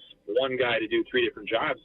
Ohio State has guys that can do anything that he can ask. That's in the defensive line, even as much as we talked about the depth. That's at linebacker, where that group is expanding now to maybe 4 or 5 different guys who can contribute, and 8 or 9 different configurations maybe in the secondary. So that part I think is going to be really fascinating to watch, and it's another wrinkle for, again, to go back to Arch for his true debut. Ohio State actually has a pretty good idea of what Steve Sarkisian's going to want to do, and Texas is going to come in on Saturday maybe expecting something from Matt Patricia and then getting something very different. Yeah, I think, look, it does matter, I think, that he started 3 games. It does matter that he's in year 3. I don't think that it's sacrilege to say that they should have. I mean, Dane Brugler had it last week. He had him as the number 1 quarterback in all of college football, and Dane doesn't pay attention to last names. He's looking at what the tape tells him. I know it's little tape, but it is tape that's telling him that. Their advantage is there's an advantage there. The other side of this, we all love Julian. We've never really seen him do anything. We've never seen him have to make a high leverage throw. Arch Manning went in the second quarter of the Georgia game in Austin. Now, he didn't play well, but he went in, so he's had his feet in the fire. Julian has not. What do you think Brian Hartline and Ryan Day will do to put him in positions to be successful early? And what do you think the plan will be offensively for Sayin and Ohio State? Yeah, I think I'm really interested to see because, Bo, you and I have known Brian Hartline a long time. What does he want to do? He wants to throw the football. He wants to feature the best wide receiving core in the country. He wants to be aggressive. And, I'm not sure that necessarily Saturday is the time for that. A, because Texas is really good, and B, because Julian Sayin is going in here relatively or literally inexperienced, and he's going to have a big challenge himself. I don't think it's certainly not just Arch Manning that has to face those elements in an opposing defense. And Texas is, Colin Simmons is not going to take it easy on Julian Sayin by any stretch of the imagination on Saturday. So, I think we saw, again, early in camp, a lot of short and intermediate passing stuff, screen game, and I know that can often be a point of frustration with Ohio State fans. Let these guys turn loose and let Jeremiah run down the field and let Carnell work on that route tree. And I certainly understand all that, but it's difficult to go out there in game 1 for anybody, experienced or not. The rust and the grind of playing college football in week 1 is often the timing is off. And that's another wrinkle for both of the quarterbacks in this game. So, the solution to that, you have a really good defense to lean on for Ohio State, but Brian Hartline's still going to want to score points. That's his job. This is his play-calling debut. I think you're going to have to lean on C.J. Donaldson and James Peoples maybe more than you would later in the year when that passing game is more refined and a more finished product. But I think, Jeremiah Smith is going to win on slant routes, repeatedly. We saw a ton of that in the open practices. And I don't think that this is a bombs away game, but Julian Sayin is going to have to be efficient with those short and intermediate throws the same way that Will Howard was a year ago. And I think in the short term, this offense probably doesn't need to look dramatically different than it did at the end of last year for it to be successful. It sounds like you're thinking it's a Monday. We get a lot that can change our mind. Who knows? By the time we do picks on Friday, I might pick at 45-41. Yeah. But it seems like I think it's going to be kind of clunky for both. Yeah. Both offenses. I don't think I don't even know what the over-under is. It was in the 40s. To me, this feels like a 21-24, 21-17 type of thing. Yeah, that's where I'm at, Bo. I think, as you said, by the time we get to Friday, it might sound a lot different from us. But I've been pretty adamant that both of these, it's not I think clunky is. I think about Ohio State Notre Dame a couple of years ago. That was clunky. Neither offense was executing at a high level. I'm trying to find a new word to describe it. These teams played in the Cotton Bowl with veteran quarterbacks in a college football playoff. And it was 21-14 until the Scoop and Sawyer. Yep. That was Quinn Ewers and Will Howard and a bunch of elite offensive weapons on both sides of the football. These defenses are the best in the country, most talented in the country, and it's going to force those offenses to grind for everything. I think it's going to be more like a prize fight and a pitcher's duel, I guess. If we're trying to find, maybe by Friday I'll find the words to describe it, but like I feel like, somewhere around the neighborhood of 20-10, like a real low-scoring game. Yep. Because the game that I think of is that Ohio State Notre Dame game a couple of years ago, and that was a pretty good quarterback out there on the Ohio State side with experience, and they still had to find a way to fight and scratch and claw for it down the stretch, the 22 games. So I think that's what I anticipate. That it's that other element of new quarterbacks going into elite defenses, and I think points are going to be at a premium. I just really believe that. I see it the same way. I'll get you out of here on this. Next week when we're talking, give me the name of someone that we'll all have a much better understanding of how good they are. So no Jeremiah, no Caleb, none of the guys we know. Who's a guy on this offense or defense who you think by the time we talk next Monday we're going to be like, yeah, he was one that kind of burst on the scene? Yeah, I think we've spent a lot of Mondays talking about, and I've already kicked off this segment talking about what I think from Matt Patricia and the defense and the versatility. If I'm right and that Ohio State's defense wins this game for them on Saturday, Arvell Reese is going to be in the thick of it. He's going to be moving all around the formation. He's going to be blitzing. He's going to be dropping into coverage. He's obviously going to be chasing sideline to sideline to stop the run. And I think we've spent a lot of time, and he's not unknown. He had 40-plus tackles as the third linebacker last year, but nationally, that's like, well, he hasn't been a true starter yet.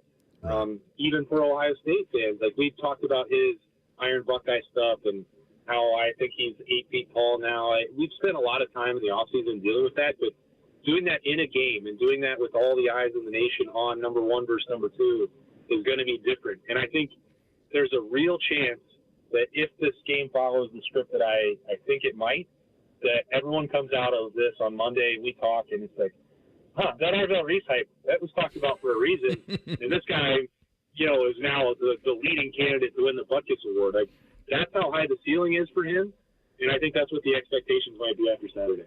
I can tell you his position coach loves him. Loves him. Yeah, I think as you know. I think that's well established, yeah. Yeah, that's well known. All right, buddy. Enjoy it this week. This is why we do this, right? To have games like this to talk about and cover. So great talking to you as always. It's going to be a fun one next Monday as we break it all down. Thanks for your time, pal. All right. Enjoy game week, bro. See you. All right, there he goes. Austin Ward, The Beat with Austin Berm on 10 TV Plus and at Letterman Row. All right, little thing or not a thing on a Monday edition. Bishop and Friends right here on The Fan. We're the girthiest radio station in the history of radio. Uncomfortably girthy. This promo is uncomfortable. The Fan, Ohio's girth destination. Viking, dedicated to creating travel experiences for the thinking person, with programs designed for cultural enrichment on board and on shore. Discover more at Viking.com. Common Man here for Jermaine Lexus of Dublin and Easton. It's the last month for the Golden Opportunity Sales Event. That means you get special APRs with 3.99% up to 60 months on their most popular models. Lease payments as low as $419 per month. Also, plenty of pre-owned L-certified vehicles are on the lot with rates as low as 5.75%. If you're in the market, please stop in and see my guys. Jermaine Lexus, 2 locations to serve you, Dublin and Easton. Check them out online, JermaineLexus.com. Delaware County Veterans Services is ready to help you access VA benefits, emergency financial assistance, dental and medical grants, transportation, and more. Give Delaware County Veterans Services a call, 740-833-2010 to schedule an appointment. Common Man and Timmy here for the ESPN Bet Sportsbook at Hollywood Casino. Mikey, it's time for the ultimate fan experience. You could win tickets to the big home team game. Legal? Oh, legal. Oh, illegal. Legal. Against a team that wears orange on August 30th. It all goes down Thursday, August 28th from 6 to 7. All you have to do is use your Penn Play card or the Penn Play app during the month of August. And you can win a bunch of other prizes as well. The more you play, the more opportunities you have to win. Gambling problem? Call 1-800-GAMBLER. Gambler. Hey, you mind keeping it down up there, please? KeyBank will meet you in that I need new neighbors moment. Rick, it's your mortgage loan officer, Beth. I was in the neighborhood and wanted to let you know your home loan application's been approved.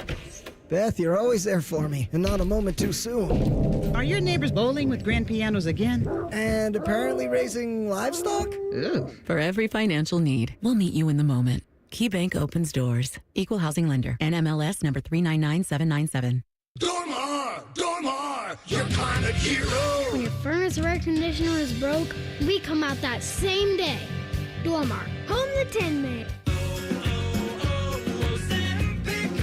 Hi, I'm Michael from the Warren Treaty. You know the jingle. Now discover the facts about Ozempic, a GLP-1. Only Novo Nordisk makes FDA-approved Ozempic. Learn about the real thing.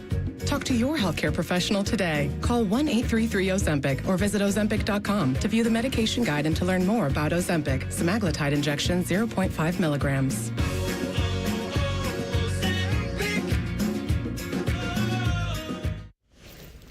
Oh, no.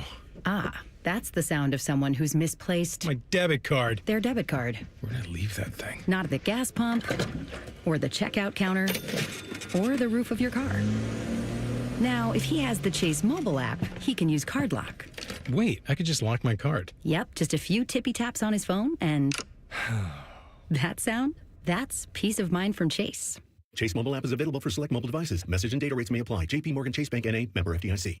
1, 2, 3. The national champion Buckeyes open up the season against Texas. If you could actually see my excitement, you'd be scared. Live fan coverage starts Saturday at 6:30 with the Kick at Noon. Your forever home of the Buckeyes, The Fan. I have a buddy who's going to be popping the question soon. He's planning everything out. He asked me, can you help me out with the ring? I said, of course I can. I've got a guy, Bob Capace from Worthington Jewelers. Now you talk, Bob. Hi, I'm Bob Capace. I'm your guy. Go in, see my friends at Worthington Jewelers, tell them I sent you, and you'll get the true VIP experience. I'll treat them better than I treat you. That's not hard. Worthington Jewelers on High Street in Worthington, worthingtonjewelers.com, where Columbus gets engaged. And tell them Common Man sent you.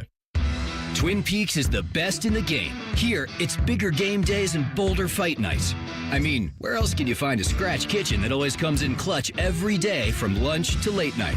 Only at Twin Peaks, the #1 sports bar. No one does happy hour like Twin Peaks.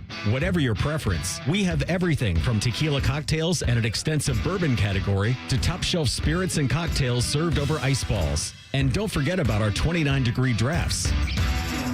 The Fan Guest Hotline is sponsored by Weston Air Heating and Cooling and Bryant, doing whatever it takes to keep you and your home comfortable. The Fan. Distilled sports discussion served in light beer quantities. You're listening to Bishop and Friends. All right, time for a little thing or not a thing on a Monday. Hit it, fellas. Thing or not a thing? Sponsored by Billiards Plus. Find your next grill and everything you need for the master griller. Billiards Plus on Dublin Center Drive in Dublin. All right, we had talked earlier in the show about Stanford and Hawaii in week 0 with the Warriors beating the Cardinal 23-20 in Honolulu, thanks to a last-second 38-yard field goal from Kansei Matsuzawa. This from Dan Wetzel about Matsuzawa, who's from Tokyo, where at age 20, he was a waiter at Morton's Steakhouse. On a vacation to the United States, he saw an NFL game, returned home, and taught himself how to place kick via YouTube videos. Convinced Hocking College in Nelsonville, Ohio, to let him come and kick field goals there. He spoke almost no English and had so little money, he gave himself haircuts. And then he says Matsuzawa excelled so much in kicking and in English, then transferred to Hawaii this summer. He just booted the game-winning field goal to beat Stanford 23-20. Thing or not a thing? Okay. I knew almost all of that because I watched the game and I saw the kick. I did not know the Hocking College part of it. I did not know that part of it. I missed that from Wetzel over the weekend. Good grief. I mean, that's it, right? How do you get better than that? 20-year-old waiter teaches him how to kick.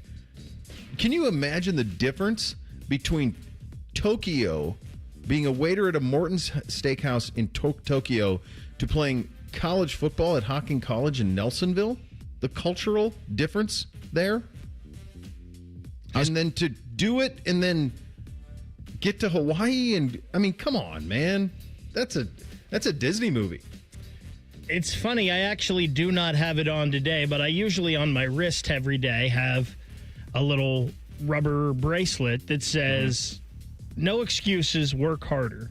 Yeah. Boy, if that isn't it right here, right? Like, if you want something bad enough, you can go do it. And I wonder if this kid was like a soccer player back in Japan growing up or something. You would think maybe. So he had a little bit of, had learned to kick before and had a little bit of kicking skills. But man, if you want something in this world bad enough, go out and stink and get it.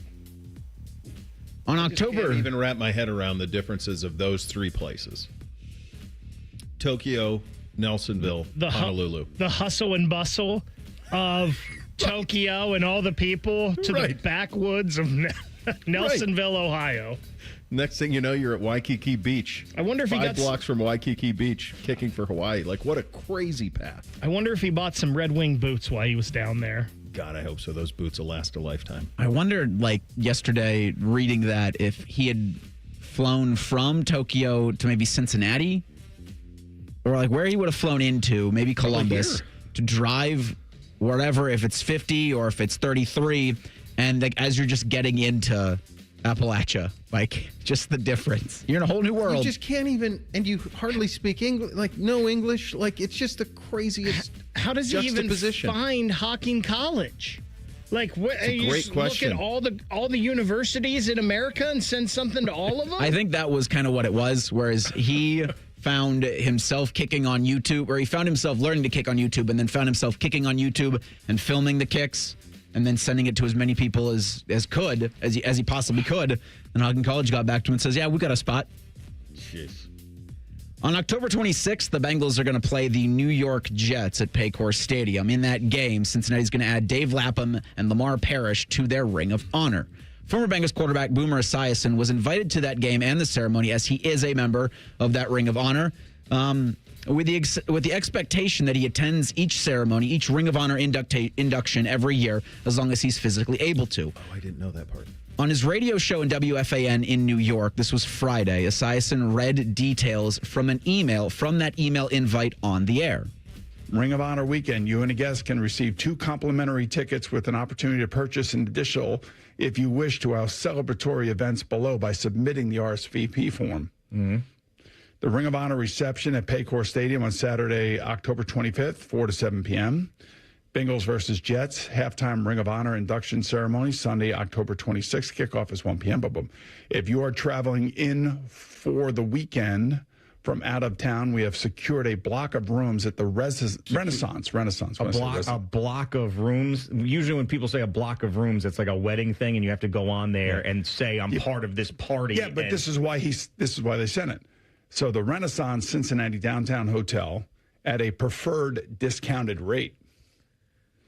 Hold on. So I can book my group rate for the Ring of Honor weekend. Rooms are limited, so please book directly for early and the best rate. We'll look forward to hosting you in the jungle for an unforgettable weekend. Don't hesitate to reach out to me or another guy on the staff with any questions. Thank you, and Houday. Houday? Houday. Who they think they are, making you pay for your own hotel room? That's what I would say. Chad Johnson, a fellow Cincinnati Bengals legend, he went into their Ring of Honor the same year that Boomer Esiason went in, attempted to defend the franchise during an episode of his recent podcast with Shannon Sharp. Let me tell you something. They said they invited you back. Now, we can't pay for everything, but what we can do for you is we can discount you some room where you don't have to pay full price. I'm glad you said that. I ain't paying for issues. I'm going to discount it. I'm going to discount your airline. I'm glad you said that. That's what I got. You see, Chad, you heard it. Thing or not a thing? Okay, I have several thoughts here. Number one, they should have spread out their legends. There was no reason for Boomer and Chad Johnson to go in the same class. They should have spread that out a little bit so that every one of these would have a massive kind of boom to them when they hit it. It is both absurd to me to say it's a requirement to come back for Ring of Honor ceremony, which that's the way that reads to me, and then force them to pay. It's also not the best look, I don't think, of Boomer Esiason to make this public on his radio show. He kind of throws the organization that he was a legend for under the bus when he probably could have just said, "Hey guys, I'm coming, but are you really making me pay for a room? Like, really?" That's the part. So I think both, it's on brand for the Bengals to do this. I mean, this is very much on brand. I also think Esiason could have handled it differently. I probably wouldn't have aired the dirty laundry on, your New York City radio show. I think this is a thing. First of all, Chad Johnson's trying to defend them, And it's totally bad. It's way more than that. And he's like, I don't remember if I had to pay. My girl upstairs does that. And they were like, you were with a different girl then, and all this. Like, it's all bad, Chad Johnson trying to do that. This is just another thing with the Bengals that just shows that they are different than any other organization, right? Like, they're not liquid. They don't have Pilot Flying J money that they can just throw around. They don't have $1 billion from the oil industry to throw around. Paul Brown made an NFL team, and it's stayed in the family all this time. This is how they have their money, is this team, and it's sad. It should be better than this, but that's just the way it is with them. They still run it like a family business in every sense of the way, and the reality is they probably wouldn't have to pay for the rooms either. My hunch is they have a trade at the Renaissance of some sorts. It's not worth it, a $300 night for a room for this. Like, this just was not worth it. Like, just get them the room. How many rooms is it? They don't have that many guys in their Ring of Honor. Less than 10? The rooms are limited, so I think it's 8. We may not have one for you. You better hurry up. There's 8 quickly. There's only 8 guys. If it's 8 in their Ring of Honor, like, my God, like, we're doing all this for $2,500? Like, come on, Cincinnati. Speaking of the Bengals, they kick off 2-a-days as we close it out in the AFC North with the Bengals and the Steelers. Final hour, Bishop and Friends, right here on The Fan. The 2 most mature people working at the radio station. And that's just because they wear pants. The pervert and the skivvies. Rothman and Ice. Weekdays at noon. The Fan.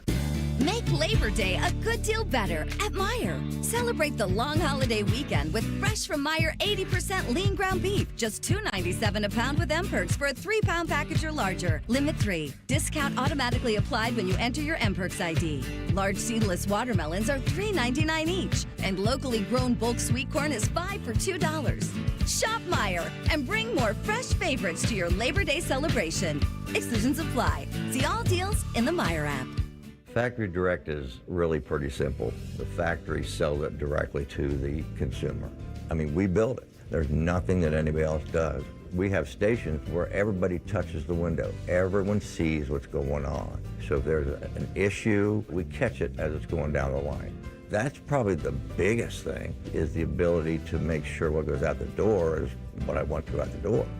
Visit Rosati Windows by the end of this month and get 35% off all windows and doors. People can't say enough amazing things about Vanscoy Hair Clinics. Men and women struggle with hair loss every day, and they completely change their lives. Vanscoy Hair Clinics is the only company in Ohio that has PRP, platelet-rich plasma, and the multi-unit hair grafting hair transplant procedure. Go to vanscoyhair.com for more info, or call 614-432-8042. Here's what some of their hair transplant clients have said. Around 26, 27, I lost almost all of my hair on top. It changed my life in ways that I cannot imagine. My hair is going to continue growing for the rest of my life. There is hope that you can do something about your hair loss. Multi-unit hair grafting gives you 3 times more hair per procedure, saving you time and money. Hair transplants are more affordable than ever, and PRP is a fast, easy, and effective 45-minute treatment for thinning or damaged hair. Call Vanscoy for a free consultation, 614-432-8042, or visit vanscoyhair.com. That's 614-432-8042. Find out what procedure will restore your hair. Hi, I'm Dr. John Runyon from Runyon Dental Group. Are you missing teeth, or do you have uncomfortable dentures? Dental implants can not only transform your smile, they can restore your confidence and allow you to eat those foods you love that you've been missing. When I was in my early 30s, I was in a similar situation needing complex dental work and dental implants. I understand all the emotions that you're feeling because I've been the patient, and I know that we can help you. Schedule a free consultation today at runyondentalgroup.com. That's runyondentalgroup.com. On Jackpocket, America's #1 lottery app. New customers opt in and get a free lottery ticket. Download the app and start ordering lottery tickets today. Use code VOCAL. That's code VOCAL on Jackpocket. Gambling problem? Call 1-800-GAMBLER. 18 or older. Jackpocket is a lottery courier and not affiliated with the Ohio Lottery. Opt in for $5 in non-withdrawable lottery credits that expire in 168 hours. Terms at jkpt.co/draw5. Are you ready for the ultimate entertainment experience? It's all here, only with Spectrum TV Select. popular apps are included. Disney Plus, Max, Peacock Premium, Paramount Plus, AMC Plus, and more. And live TV for sports, entertainment, and news. Enjoy across your devices no matter when or where you are. Get Spectrum TV Select and start streaming your favorites today. It's all here. Visit spectrum.com/entertainment. Restrictions apply. Lanny went to college and racked up huge debt. A little bit over $100,000. For a degree he couldn't use, now what? I had a friend that went to my computer career. They even helped him get hired immediately after graduation. One of the things I love about IT is that you can work from anywhere you want. You could become an IT pro in just months, including cybersecurity and the basics of AI with zero experience at mycomputercareer.edu. My Computer Career, an elite CompTIA certification partner. It worked for me, and I know it can work for you. This is one student's experience. Individual results vary. Oh, no. Ah, that's the sound of someone who's misplaced my debit card. Their debit card. Where'd I leave that thing? Not at the gas pump, or the checkout counter, or the roof of your car. Now, if he has the Chase mobile app, he can use Card Lock. Wait, I could just lock my card. Yep, just a few tippy taps on his phone, and that sound? That's peace of mind from Chase.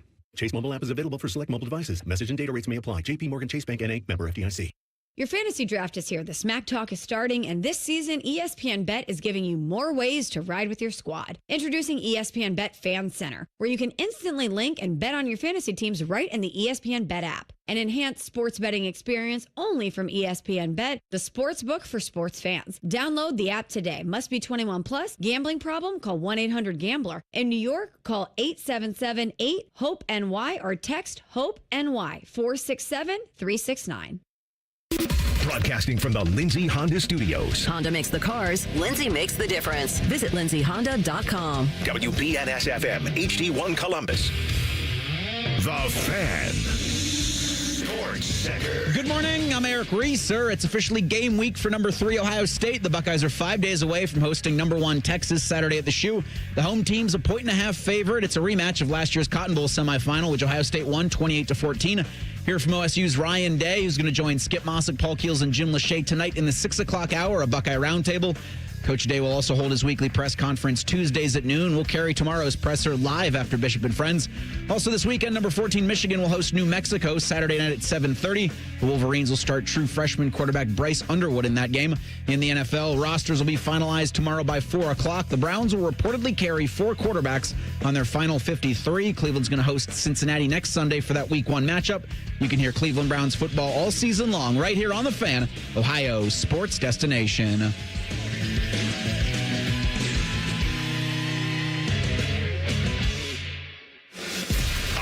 Men are working on everything except this show. This is Bishop and Friends.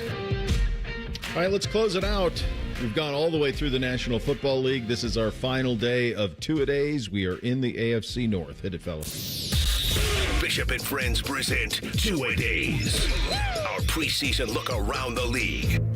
All right, we closed out the first half of the AFC North on Friday with the Browns and the Ravens. Today we do the Bengals and the Steelers. If not now, when, right? Kind of the theme for a lot of what we're doing here. If not now, when for Cincinnati. They kept everybody.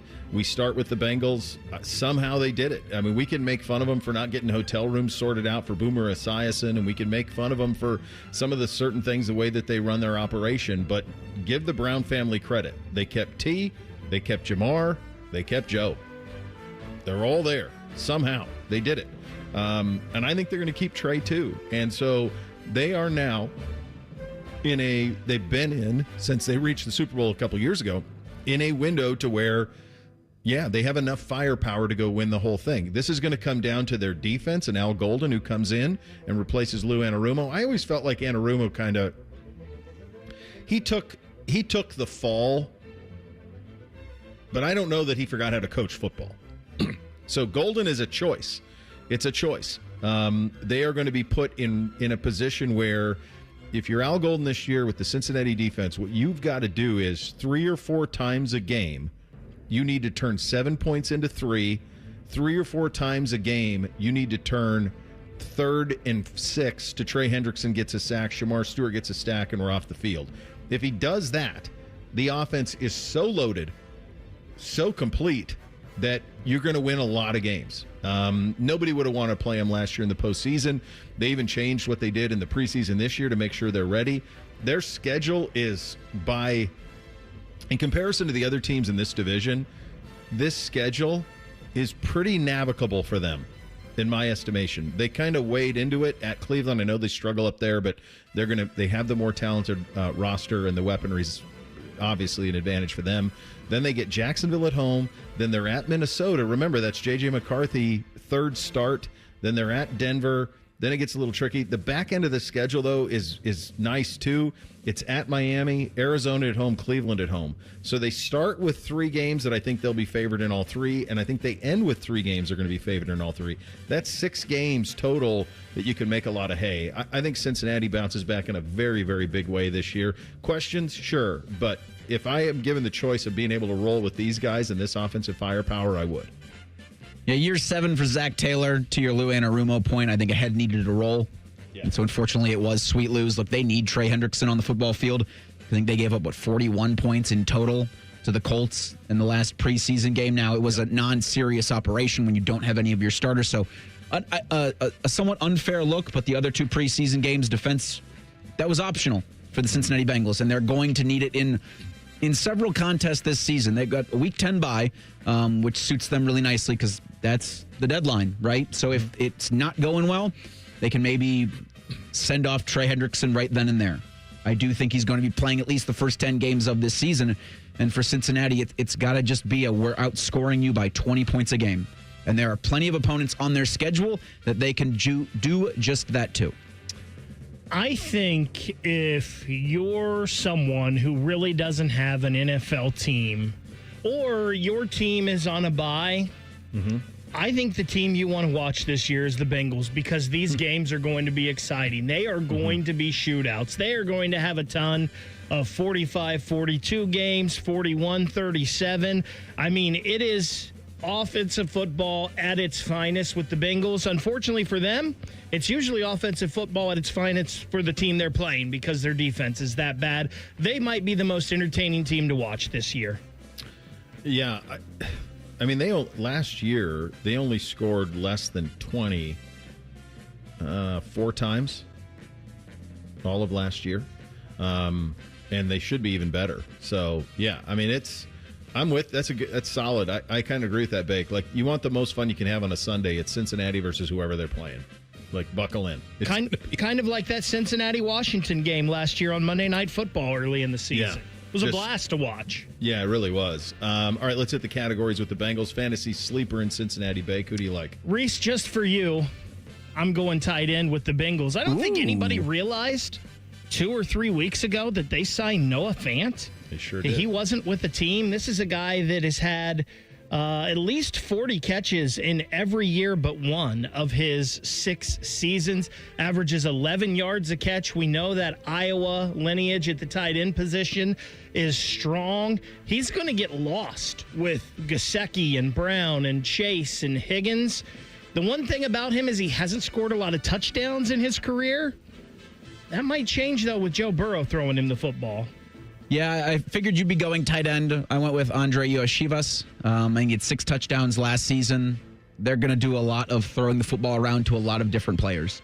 Like, you're going to double Jamar. You're going to try to do what you can with T, and there's going to be Iosivas, who will probably have the most mispronunciations of his name this season, but I'll have a lot of, I think, vulturing of touchdowns in the red zone. Well, here's the other thing. If Higgins or Chase goes down, then I think he becomes like wide receiver. I mean, he's going to... Yeah. They trust him. They love him. He's at a great camp. I love Iosivas. I think those are the 2 guys. You guys did a good job on those. There's no reason to add to it more than that. Those are the 2 guys to pay attention to there. Do they have the right quarterback? I mean, they could only do better if they had Mahomes, I think. Yeah. Yeah. I don't know that. Yeah.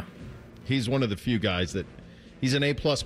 And, you know, the thing that's pretty amazing for Bengals fan is, like, you had Boomer, you had Carson Palmer, even Andy Dalton was more than capable. And then you get Burrow. Like, they've watched, and I mean, think about how much offensive football you've been able to watch at a high level over the last, 30, 40 years. It's been a lot of good offensive football through the years. Yeah, it's an A+. They absolutely do. Coolest player ever for Cincinnati. Bake? I feel like there's a lot of ways you could go here, and there's part of me that's surprised that I'm not picking the guy that's their quarterback now, Mr. Joe Cool. Mm-hmm. But Ickey Woods was just different when I was growing up. Like, the Ickey shuffle, took over the NFL and pop culture and everything. I don't know how you can get better than that. And then he's spiking meats in the grocery store on a commercial later in life. Come on. Yeah, they've got the coolest player playing quarterback for them right now. Boomer Esiason was also pretty cool. I don't know if he's persona non grata now. Not cool enough, obviously. I guess, room. yeah. You think they'd ever do that to Joe Burrow, and it's like, well, is the Brown family still in charge? Just a real quick on the Ring of Honor update. They have 10 members. 8 of them are living. Okay. So they have 8 people who could go to it, and they're charging them for hotels. I cannot believe we've gotten this far and not mentioned Chad Ochocinco. I mean, the catchphrases, the gold jackets, the celebrations. He changed his name to Chad Ochocinco. He was so much fun, too. He was so much fun to cover. It's probably Joe. Ickey's great, too. But we got to have a lot of love for Chad Ochocinco for everything he did there. What is this team this year, Bake? This is a tricky one. To me, as long as they have Joe Burrow under center, they're a Super Bowl contender. I have that much faith in number 9. Yeah. Yeah, the slices of pie allocated to those offensive stars tells you it's Super Bowl or bust. Looking at the schedule, I can see 10-7, 11-6, a little bit better than 9-8. Like, they can't go 9-8 or 8-9 and let me believe that they'll keep Zach Taylor. Like, that's just not going to happen. Yeah, I think he would be the head to roll this year if they don't get it done. I don't think that they don't seem as complete to me as the team we did on Friday in Baltimore. They're not as complete as Philly. They're not as complete as Kansas City, but they're very similar to Buffalo talent-wise to me. I had Buffalo as Super Bowl contenders, so I think they're Super Bowl contenders too. I don't think they have the pressure that Baltimore and Buffalo have, but to me, I'm with you guys. If you got Burrow and you get in the dance, who's stopping him? Franchise grade in Cincinnati, Beck. There is everything about this franchise that is an F, except for one thing. Bo, these are the quarterbacks that they've had since I've been living. Go ahead. Ken Anderson, Boomer Esiason, Jeff Blake, John Kitna, Carson Palmer, Andy Dalton, Joe Burrow. Somehow, they almost always seem to find the right guy or a guy that's good enough at the quarterback position, and that's the most important position in football nowadays. They've been to 3 Super Bowls. They haven't won one, but they've been to 3 because they've gotten these quarterbacks. Yeah. So as much as this screams it's an F, I don't think it can be. I've got to give them a C- or a D. And I think it's a D because of what we just talked about with Boomer, but it's not an F because they get the quarterback right. Yeah, I was all ready to give them a D, and then I remembered that they did spend money this offseason. And so I think it's a C-, and they've landed the quarterback. They've been competitive in Super Bowls, and we're able to sit here and say, this is a Super Bowl team. So I actually think now, like live in real time, I'm going to give them just a C. Yeah, I'm going to go C+ for all of the reasons you guys mentioned. I do think since Katie Blackburn's been in charge, it's been better than it has been than it was under Mike. But they still have a lot of things that they do Mickey Mouse. But they did step up big this year with what they did to get all those guys signed. And they've had this incredible lineage at quarterback, which is, as Bake went through all of them, like I'd forgotten about Kenny Anderson. Like, geez, so many. And to be in 3 Super Bowls in our lifetimes is something that's pretty damn cool. So I'm going to go C+ on the Bengals. I have a feeling we're going to have an A. I know no one's going to be happy about it. Coming up next, we'll do the Steelers, Bishop and Friends right here on The Fan. We're the highest rated sports radio station in America. There's no joke there. We just are. The Fan, Ohio's sports destination. When it comes to your roofing, siding, or gutter needs, call Newman Roofing. 614-NEW-ROOF. NewmanRoofing.com. The summer event is still on at your main Honda of Dublin, and with football back, Rich is ready to dominate the competition. You can lease the sleek 2025 Honda Accord LX for as low as $249 a month or finance with 3.99% APR. Upgrade to adventure with the 25 Honda Pilot Sport all-wheel drive. Lease starting at $429 per month or 4.49% APR. Visit Germain Honda of Dublin on Sawmill Road, just south of 270. See dealer for full details. Dr. Marta Lavelle of Urbana and Darby Dental Smiles on having First Bank of Central Ohio as a partner. It has been great working with First Bank of Central Ohio. They helped me achieve a huge goal, becoming a business owner.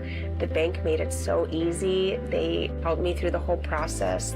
It's been great ever since. Experience what it's like to be first at First Bank of Central Ohio. Visit fbcentralohio.com for more details. Member FDIC, an equal housing lender. Plumbing problems? Logan Services is here to help. We offer free estimates on water heaters, water softeners, sewers, and drains. Don't stress. Instead, take action and book your free appointment now. Logan Services. Hi, I'm Michael from the Warren Treaty. You know the jingle. Now discover the facts about Ozempic, a GLP-1. Only Novo Nordisk makes FDA-approved Ozempic. Learn about the real thing. Talk to your healthcare professional today. Call 1-833-OZEMPIC or visit Ozempic.com to view the medication guide and to learn more about Ozempic, semaglutide injection 0.5 milligrams.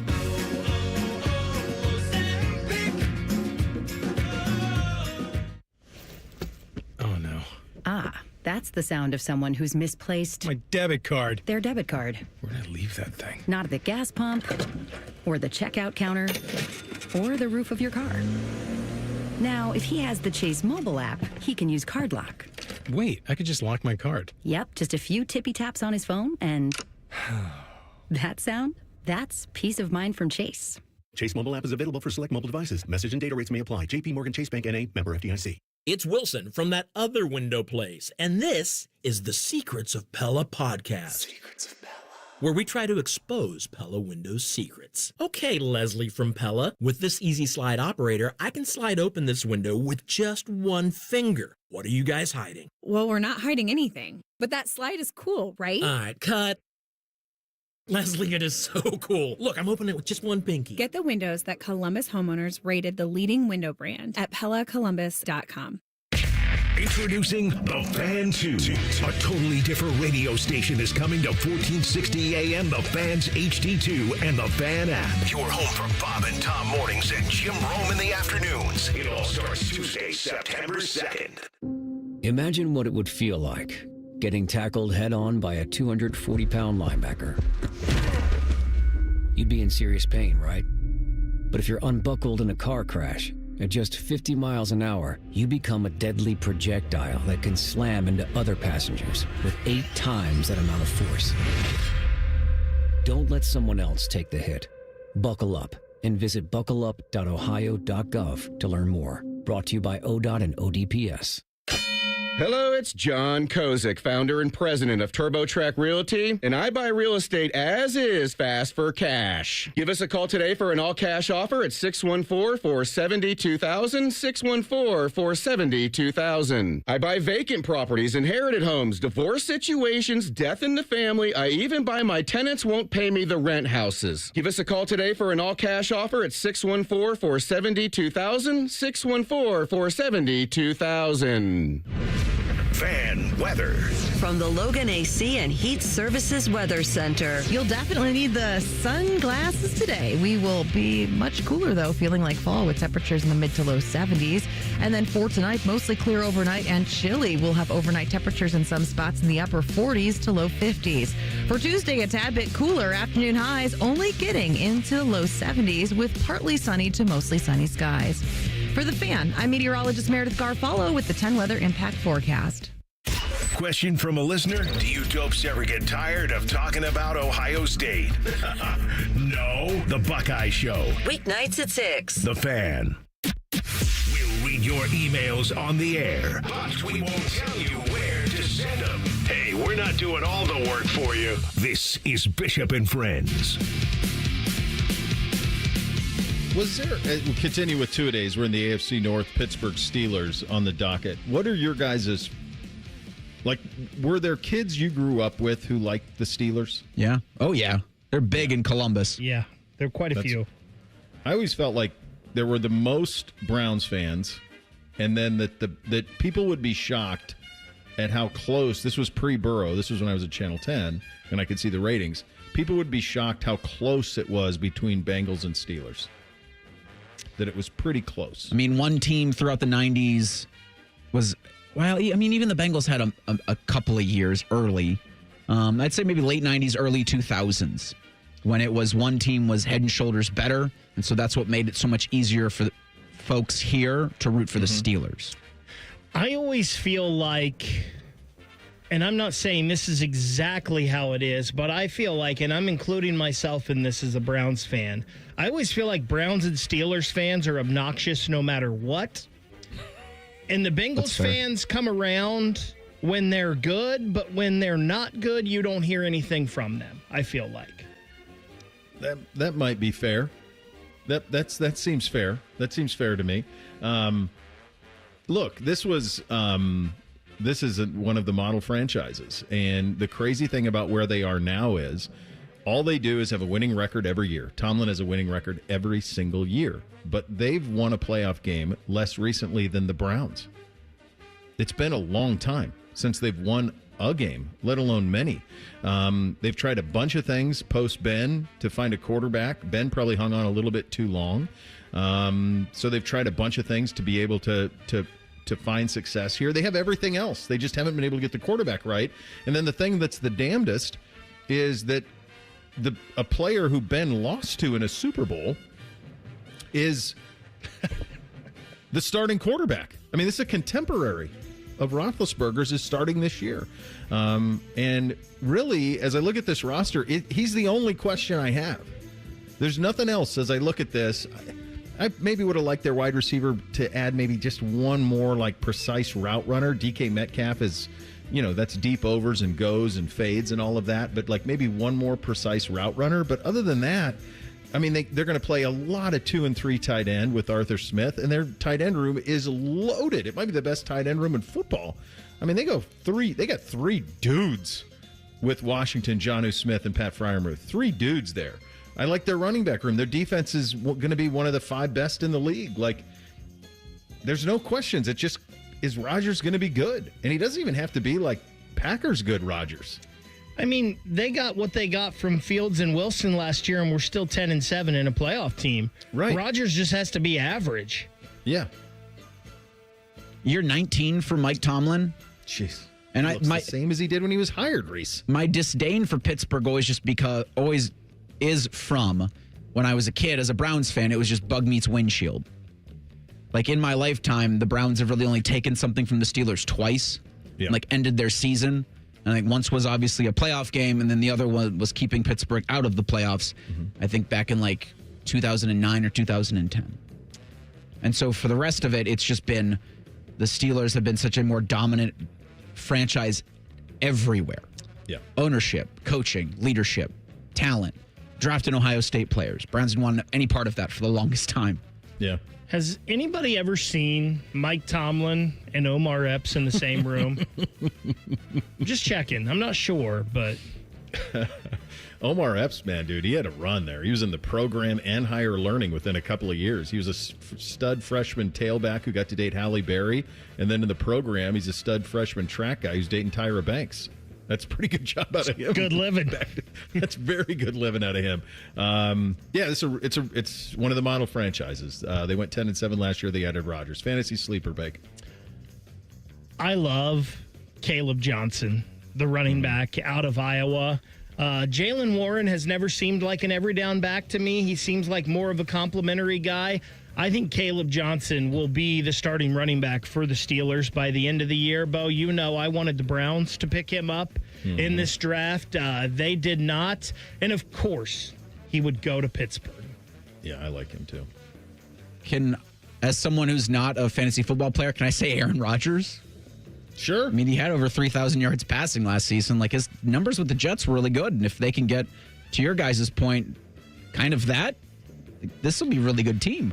Yeah, I think they're going to be. I like Johnson. I think all 3 tight ends are going to play a lot. I think they're going to be in 12 and even 13 a lot. I'm curious. Be careful with the receivers. There's got to be someone there. Like, does Scotty Miller come along as just like a possession guy for them, I think that'll be something. We have Brooke Pryor on in a couple of minutes, and I'm curious to see like how she sees like where are the pass attempts going. Do they have the right quarterback, Bake? No. Maybe for this year. Right now, but I think. Not the long term. I think right now they do. The week 5 bye, to my point about Rodgers, so it's like have him later on in the season, just kind of hold on to him on your roster and keep him for games later in the season. Because, yeah, I think this works really well for what they have right now. Like, I think Will Howard might start the season on the short-term injured reserve list, but, like, I really hoped for him to have a preseason because I thought maybe there's a guy that fits a culture and an organization was Will. It's disappointing to not see him able to, get any reps on the field. Yeah, I think that to kind of meld the two of your opinions on that, I think they do now. I think he's, of the options that were available, he was the best for them this year. So they still have a massive question at it going forward. But for now, I think it's fine. Coolest player ever. They got a lot to choose from, Bake. They do have a lot to choose from. But as much as I hated him growing up, man, I loved Hines Ward. He was everything you wanted in a wide receiver. And, God, I hated playing that guy, but I wished he was on my team so bad. Yeah, to your point about Hines, it was Troy Polamalu for me. Because I thought if I could take off my brown and orange glasses and be objective about those damn Pittsburgh Steelers who I hate so much, there was almost no football player growing up who was cooler than Troy. Troy Polamalu, I have no scientific evidence to back this up, but he might have the most popular jersey when you see the Steelers play of people who don't currently play for the team. That 43 is everywhere. It's everywhere. The Polamalu jerseys are everywhere. It's Jack Lambert. I think that's the answer. You could go Mean Joe Green. There's a lot you could do here. They've had so many. But I also want to give a little bit of love to Rod Woodson because he was in my era, and Deion got all the attention as the number one corner, but the one opposite him was Rod Woodson, and he's on the All-75 team too. What is this team this year, Bake? So I don't believe that they are a Super Bowl contender, but I do believe that they are a playoff team. I believe they are every bit the 10-7 they were last year, maybe even 11-6. Now, they're not going to beat Baltimore in the playoffs. They're not going to beat Kansas City. They're not going to beat Buffalo, but I do think this is a playoff team, no doubt. Yeah, I could definitely see 11-6, especially from this schedule where week 4 they've got the Vikings in Dublin, and the next week the Vikings are playing in London. Like, that'll be a heck of an experiment because I don't think it's ever happened before where a team's playing overseas in 2 different countries in back-to-back weeks. Yeah, they're a playoff team. I do think if the draw is right, like I don't think that they would at all be worried about playing Baltimore or Cincinnati. I think they'd probably welcome it. Yeah, I think because of their intellectual knowledge of those two teams, I think that they could beat those teams in the postseason. Their defense is unbelievable. We haven't even talked about they had a Jalen Ramsey for crying out loud. Like there's just no holes on the defense. Franchise grade for the Steelers, Bick. The only reason this isn't an A+ for me is, like you mentioned, they have not won a playoff game in a while, and they've, outside of Bradshaw and Ben, they've had trouble finding the quarterback in between and after those guys, but it's definitely an A. To me, it's like them and the Patriots are the model franchises in my lifetime in the NFL. Yeah, this is an A. Begrudgingly given to the Pittsburgh Steelers because in my opinion, no organization better matches their fan base. I think it's an A+. I have no notes. I think if you grew up as a Steelers fan, you've had a great life, man. Life has been good. The brand is good. It matches, to Reese's point, perfectly to the city. They've won a ton. They never fall off a cliff. Yeah, I mean, they're kind of like the Ohio State football of the NFL, really. I mean, they're just there always. Brooke Pryor in 2 minutes. Bishop and Friends, right here on the Fan. Common Man here for Jermaine Lexus of Dublin and Easton. It's the last month for the Golden Opportunity Sales Event. That means you get special APRs with 3.99% up to 60 months on their most popular models. Lease payments as low as $419 per month. Also, plenty of pre-owned L-certified vehicles are on the lot with rates as low as 5.75%. If you're in the market, please stop in and see my guys. Jermaine Lexus, 2 locations to serve you, Dublin and Easton. Check them out online, JermaineLexus.com. Life's better with American Family Insurance. Because we know in making the most of your home, DIY doesn't just stand for do it yourself. It also means dream it yourself. And we're here to help protect the dreams you're building. Save up to 23% when you bundle home and auto. American Family Insurance. Get a quote and find an agent at amfam.com. Products not available in every state. Visit amfam.com to learn how discounts may apply to you. American Family Mutual Insurance Company, SI, and its operating company, 6000 American Parkway, Madison, Wisconsin. Hey, it's Leslie from Pella Columbus. And I'm Wilson from that other window place. Wilson, I just had the greatest day today. One of our customers in Delaware literally happy cried. Her new windows just completely transformed her home. It was just magical. Oh, so you like magic. Well, that's not what I was saying. Is this your card? Wilson, you didn't even... Okay, sure. That was my card. And magic. Get the windows that can change the look and feel of your home at PellaColumbus.com. Hey friends, Beamer here. Summer's winding down, but you know what? There's still time to drop 20 with Awaken 180's 20-pound summer slim down. That's how I got started, 20 gone fast, and it propelled me straight to my goal of dropping over 75 pounds. You'll still eat, drink, enjoy summer, but the scale's finally moving. Then you finally hit fall with some energy, confidence, and clothes that actually fit again. Awaken 180's coaches, they keep you on track so the weight stays off. You can go to awaken180weightloss.com to start your first 20 now and finish summer on a win streak. All your favorite fan shows are available when you want them. Head to 971thefan.com and hit that subscribe button. The Fan, Ohio sports destination. When General Sherman marched through Georgia, he was listening to this show. Use your skills for good, young warrior. This is Bishop and Friends. All right, let's get smarter on the Pittsburgh Steelers. She's the best in the business, covers the Steelers at ESPN. Brooke Pryor joining us on the Bryan Heating Cooling Systems fan guest hotline. Brooke, thanks so much for taking the time. What has this camp been like for you with Rodgers and all that's come with it?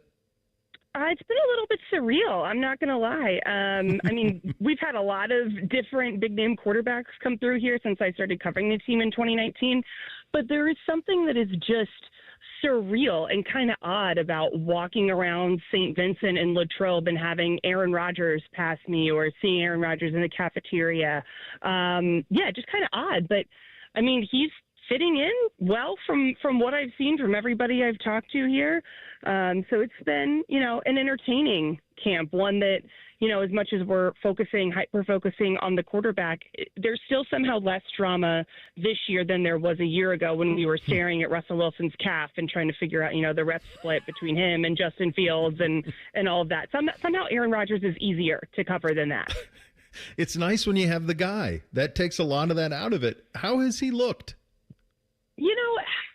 It's a work in progress. I don't think that arm strength is a question. Mobility, not really a question. I mean, this line is going to have a tough job just getting acclimated to his cadence and things like that. And they obviously need to protect him as a 41-year-old quarterback. There's a fine line, of just how much contact he can take or you really want him to take.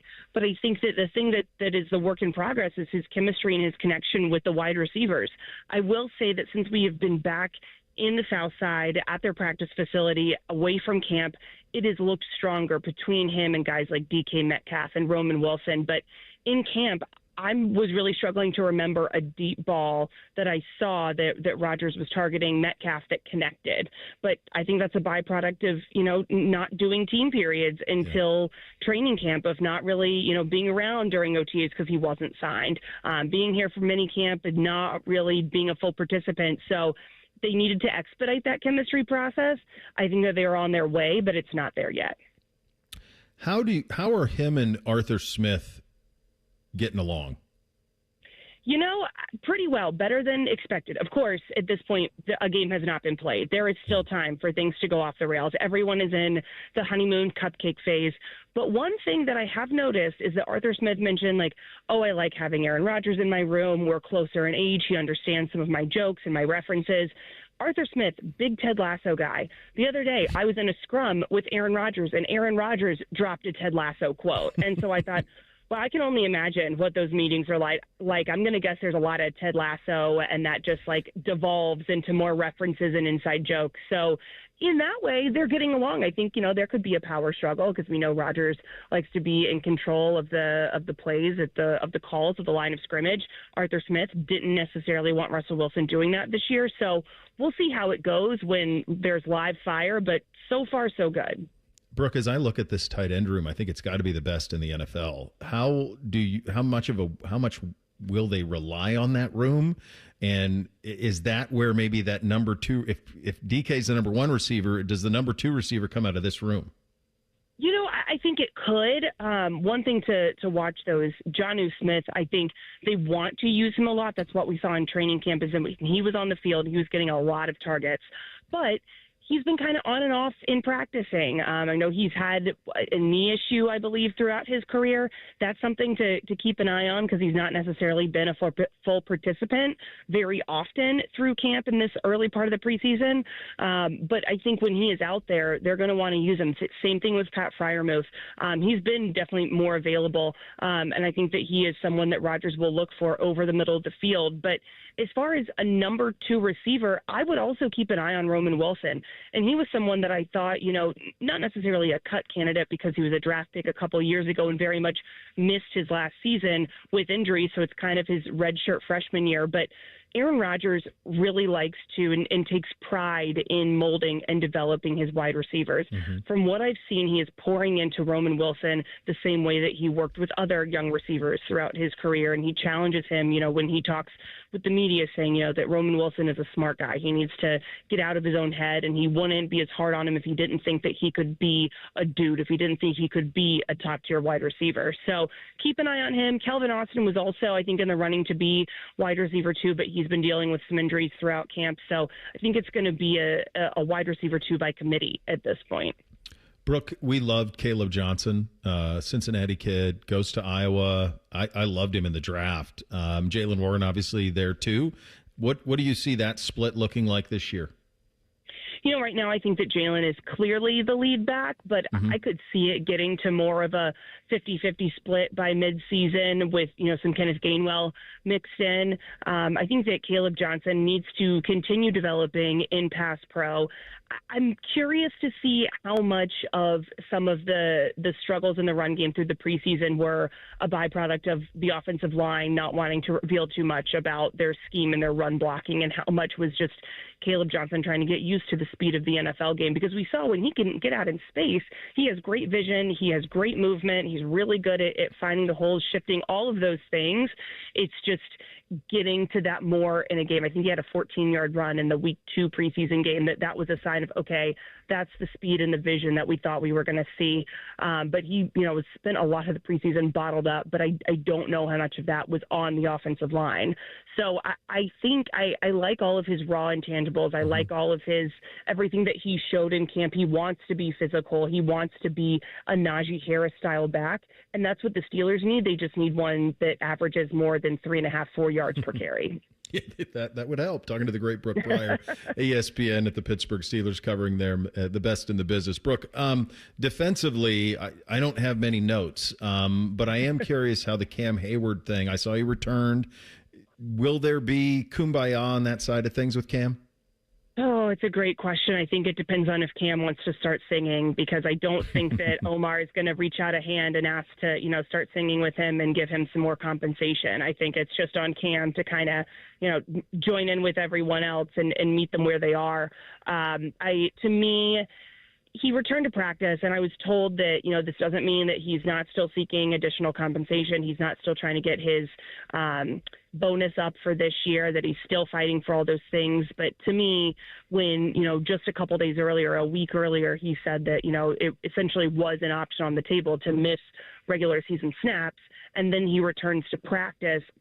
That makes me think that he's not willing to miss regular season time, which makes sense. He's getting toward the end of his career. He's got to realize, I don't know that this juice is worth the squeeze. And this defensive line needs him, especially now with Derek Harmon dealing with injury. It doesn't seem like Harmon's going to be out for very long. They avoided something more significant, just an MCL sprain, but it's a very top-heavy defensive line group, and if you go into week 1 missing Cam Hayward and Derek Harmon, that really puts a lot of stress on the rest of the defense. So I think that, in a perfect world, Cam Hayward would be paid more. He should be paid more, but I don't know that the Steelers are going to kind of bend to what he wants.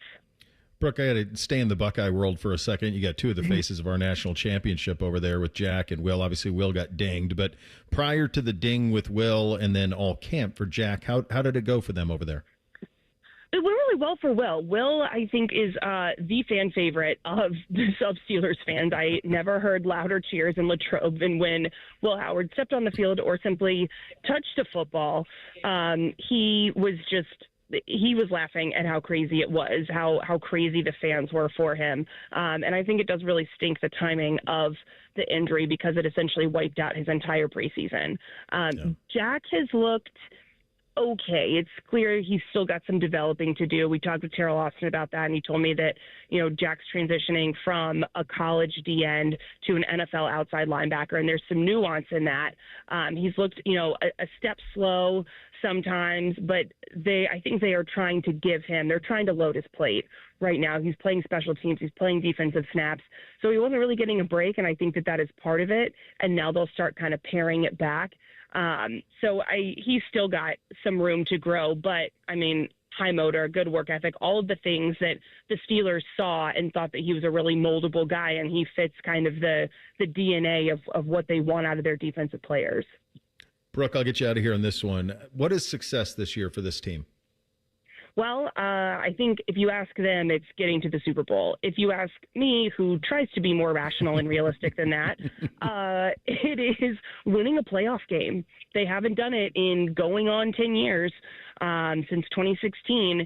They need to win it. They need to get over that hump. I think that right now it has been remarkable that they have, yes, made the playoffs for as many years as they have with the talent pool that they've had, especially late in the season. But at this point, it kind of feels like this playoff hump is as much mental as it is the physical realities of where the roster is and where the team is going into the playoffs. I think that they want to be positioned next season to make a deep playoff run. The first thing they need to do is to win a playoff game. And I think Aaron Rodgers, if he stays healthy, if he's able to just limit the mistakes that the offense dealt with last year in terms of turnovers, things like that, if they can just be complementary to this defense, get the defense more rest, get them off the field longer. There were so many 3-and-outs in the last couple of years for the offense. If they can just sustain drives and put points on the board, I think that this is a team that can do that can win a playoff game. Brooke, you're the best. Thank you so much for your time as always. Absolutely. Thanks for having me. All right, there she goes. Brooke Pryor, best in the business, covering the Steelers at ESPN on the Bryan Heating Cooling Systems fan guest hotline. So by check, 3 of the 4 teams in the AFC North believe that they can go win the Super Bowl. That's bringing it. That's how difficult that division is. We get 3 things on a Monday up next. Bishop and Friends right here on the Fan. Protect your liver and give it the support it deserves with Active Liver from New Nordic. Find Active Liver in stores at your local CVS, Meijer Grocery, or online at Amazon or NewNordicUSA.com. The Daily Ryan Day Show is brought to you locally by your Central Ohio Toyota dealers and by Hyde Park Prime Steakhouse on the Fan, Ohio's sports destination.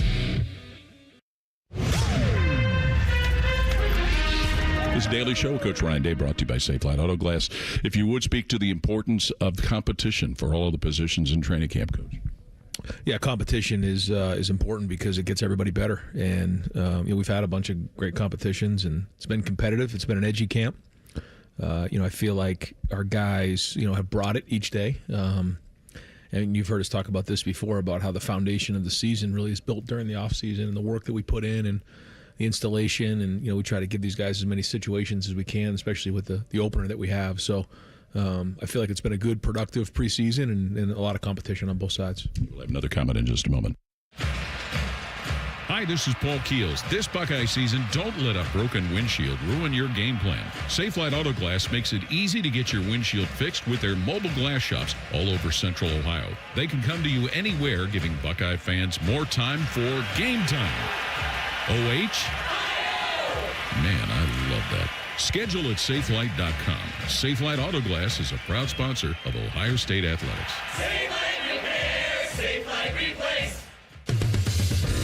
Buckeye fans, choose chill. Coors Light is cold lagered, cold filtered, and cold packaged for a smoother finish. It's got that crisp, refreshing taste that makes those moments when you choose to rise above the noise and choose chill even better. Coors Light is a proud sponsor of Ohio State Athletics, so crack one open and take a sip.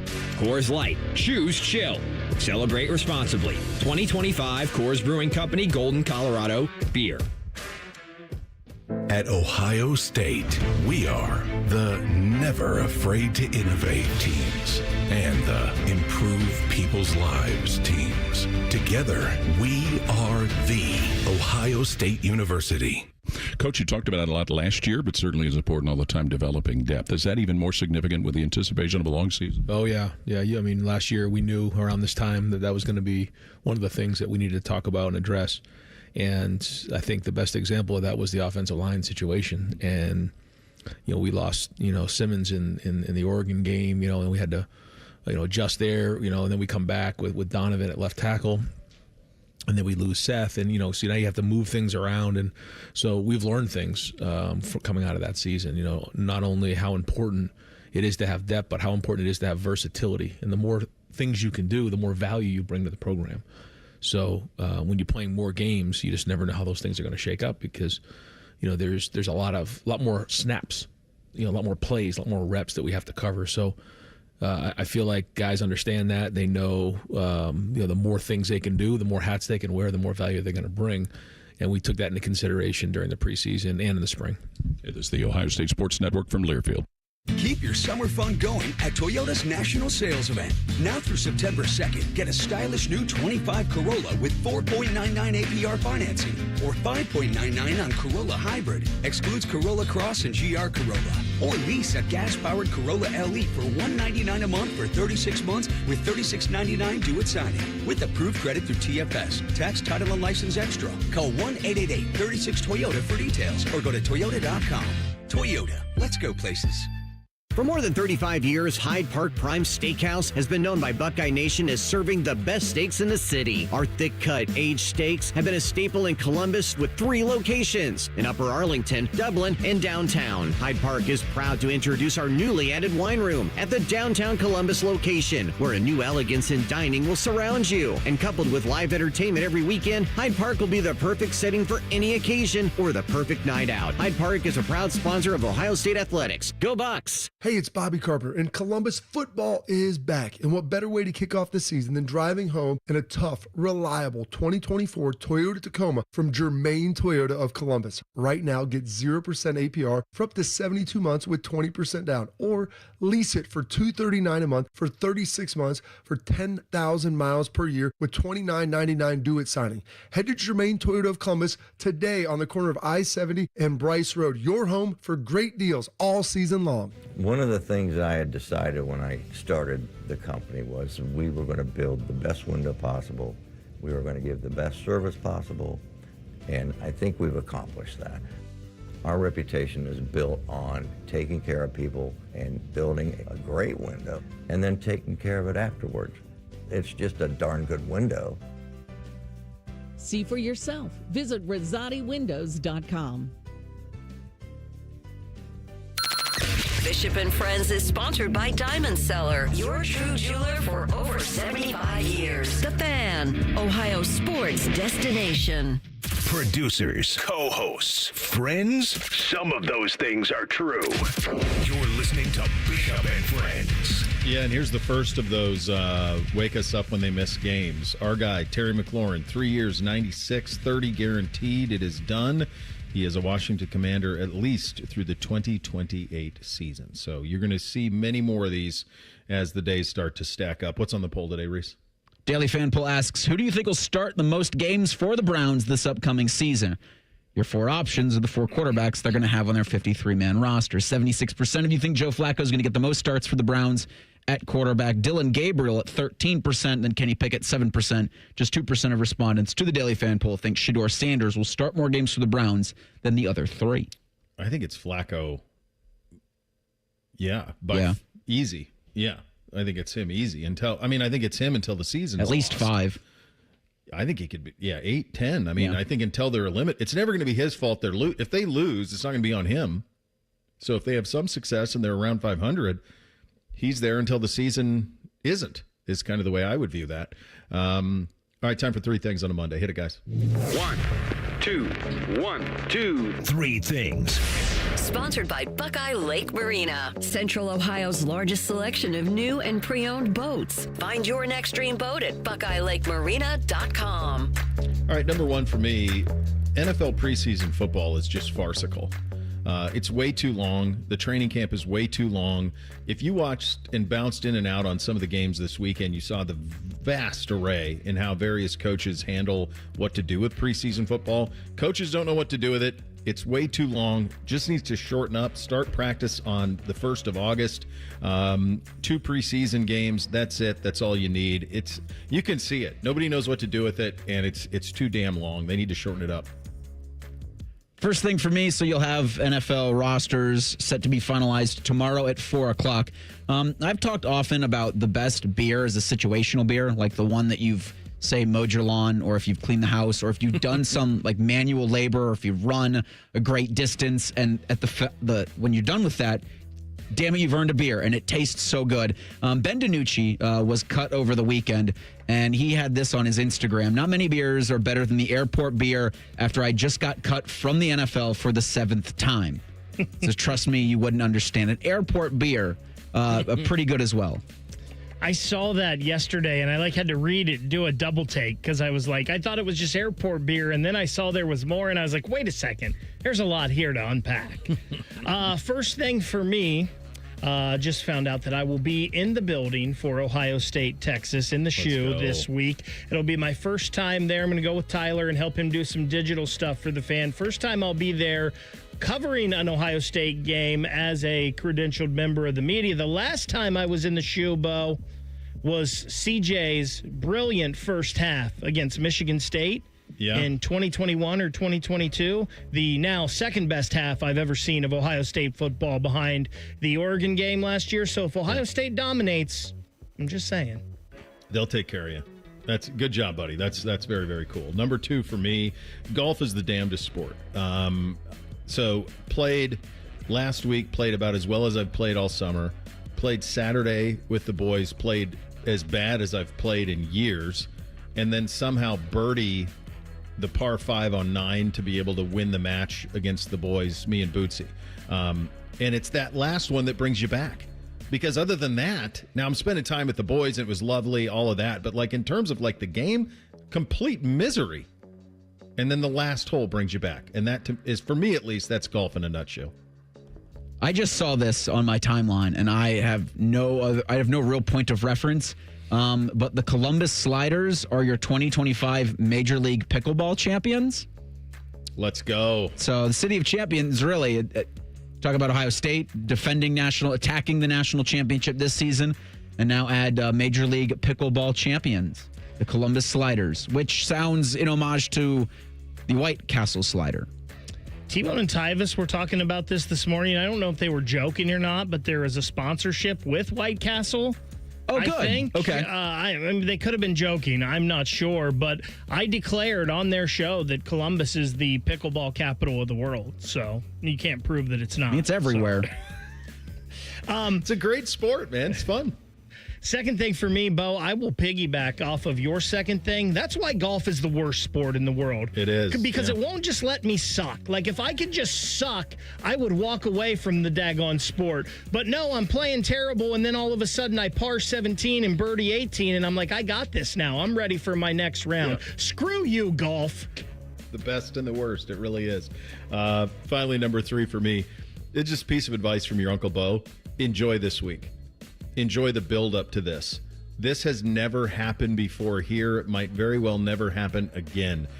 You're the defending champs. The number 1 team in the country is coming to your place. There's going to be a lot of pomp and circumstance. Drink it all up all week long. This is going to be an amazing week. I know what Baker's going to be doing for his final thing, but let me just properly prepare you for what's to come here on The Fan this week. Tonight, 6 o'clock, Buckeye Roundtable, week 1 of the season, Ohio State and Texas. I don't think you really need to say much more, but Coach Day is going to join Skip Mossick, Paul Keels, and Jim Lachey in the 6 o'clock hour, 6:35-ish, if you're driving around, or you can obviously watch everything we do live on YouTube. And then tomorrow, it's game week, Ryan Day's first game week press conference, tomorrow at noon, right after us. Final thing for me, Rothman and Ice coming up next, so don't go anywhere. AR is back in honor of game week. They will have Jim Lachey on at 12:30, and then Ian Fitzsimmons joins the boys at 1. There you go. We're off and running. It's a game week. We're back tomorrow, Bishop and Friends, right here on The Fan. We're your radio home for the Buckeyes, Browns, and all the NFL games you can handle. We may have a bit of a football problem. Oh, yeah. The Fan, Ohio sports destination. Men, the summer is here. Longer days, warmer nights, and romance in the air. Intimate dinners, walks on the beach, dancing in the moonlight.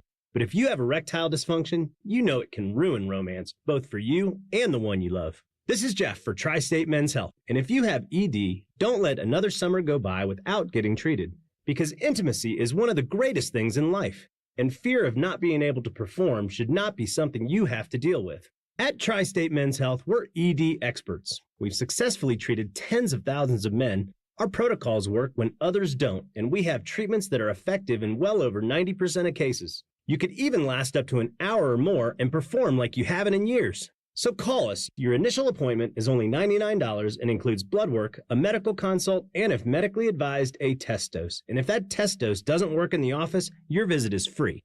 Call 800-900-9654 or go to tristatemenshealth.com. On Jackpocket, America's #1 lottery app. New customers opt in and get a free lottery ticket. Download the app and start ordering lottery tickets today. Use code VOCAL. That's code VOCAL on Jackpocket. Gambling problem? Call 1-800-GAMBLER. 18 or older. Jackpocket is a lottery courier and not affiliated with the Ohio Lottery. Opt in for $5 in non-withdrawable lottery credits that expire in 168 hours. Terms at jkpt.co/draw5.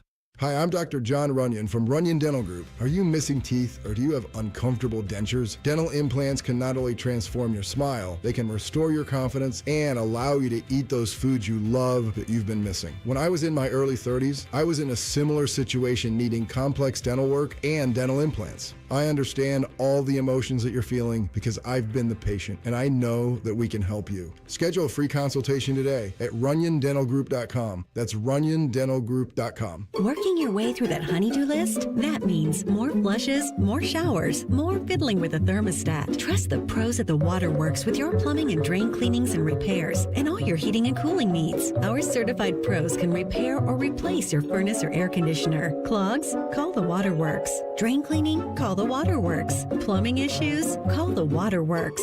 Furnace repairs? Call the Waterworks. The Waterworks. Trusted neighborhood plumbing, drain, heating, and cooling experts. Coach Saban here, and let me tell you, every second matters. Preparation is everything, and that's why I trust Kidde Smoke Alarms. And as North America's #1 home fire safety brand, they're built to respond over 25% faster to smoke detection. Kidde helps protect what matters the most. Find it at the Home Depot. How doers get more done. #1 claim based on total household installations as of December 2023. 29% faster average smoke detection based on internal testing of smoldering wood fires for Kidde 9th edition versus leading competitor 8th edition products. Adam Schefter here with Vivid Seats live from the stands, and we've got a special update. Sources confirm fans using the Vivid Seats app are racking up rewards with every ticket and doing it fast. With an unbeatable lineup of seats and perks that go the distance, why use any other app for game day? Don't fumble this season. Grab your tickets through Vivid Seats, download their app, earn rewards, and as the official ticketing partner of ESPN, get $20 off your first $200 in-app purchase with code Schefter. That's code Schefter. Hey, what's up? It's T-Bone. And if you're gearing up for the big game, don't forget the MVP of desserts, Sanders Chocolate Fudge Bumpy Cake. This legendary treat just made its way to Ohio. Finally! We're talking rich devil's food cake, buttery cream bumps, and a fudge icing that is just unfair. They'd throw a flag on it if it was actually on the field. Bring one to your next tailgate, watch party, or even a team celebration, and you'll be the real hero. Available now at Kroger and Meijer, Sanders Bumpy Cake. It's game day greatness.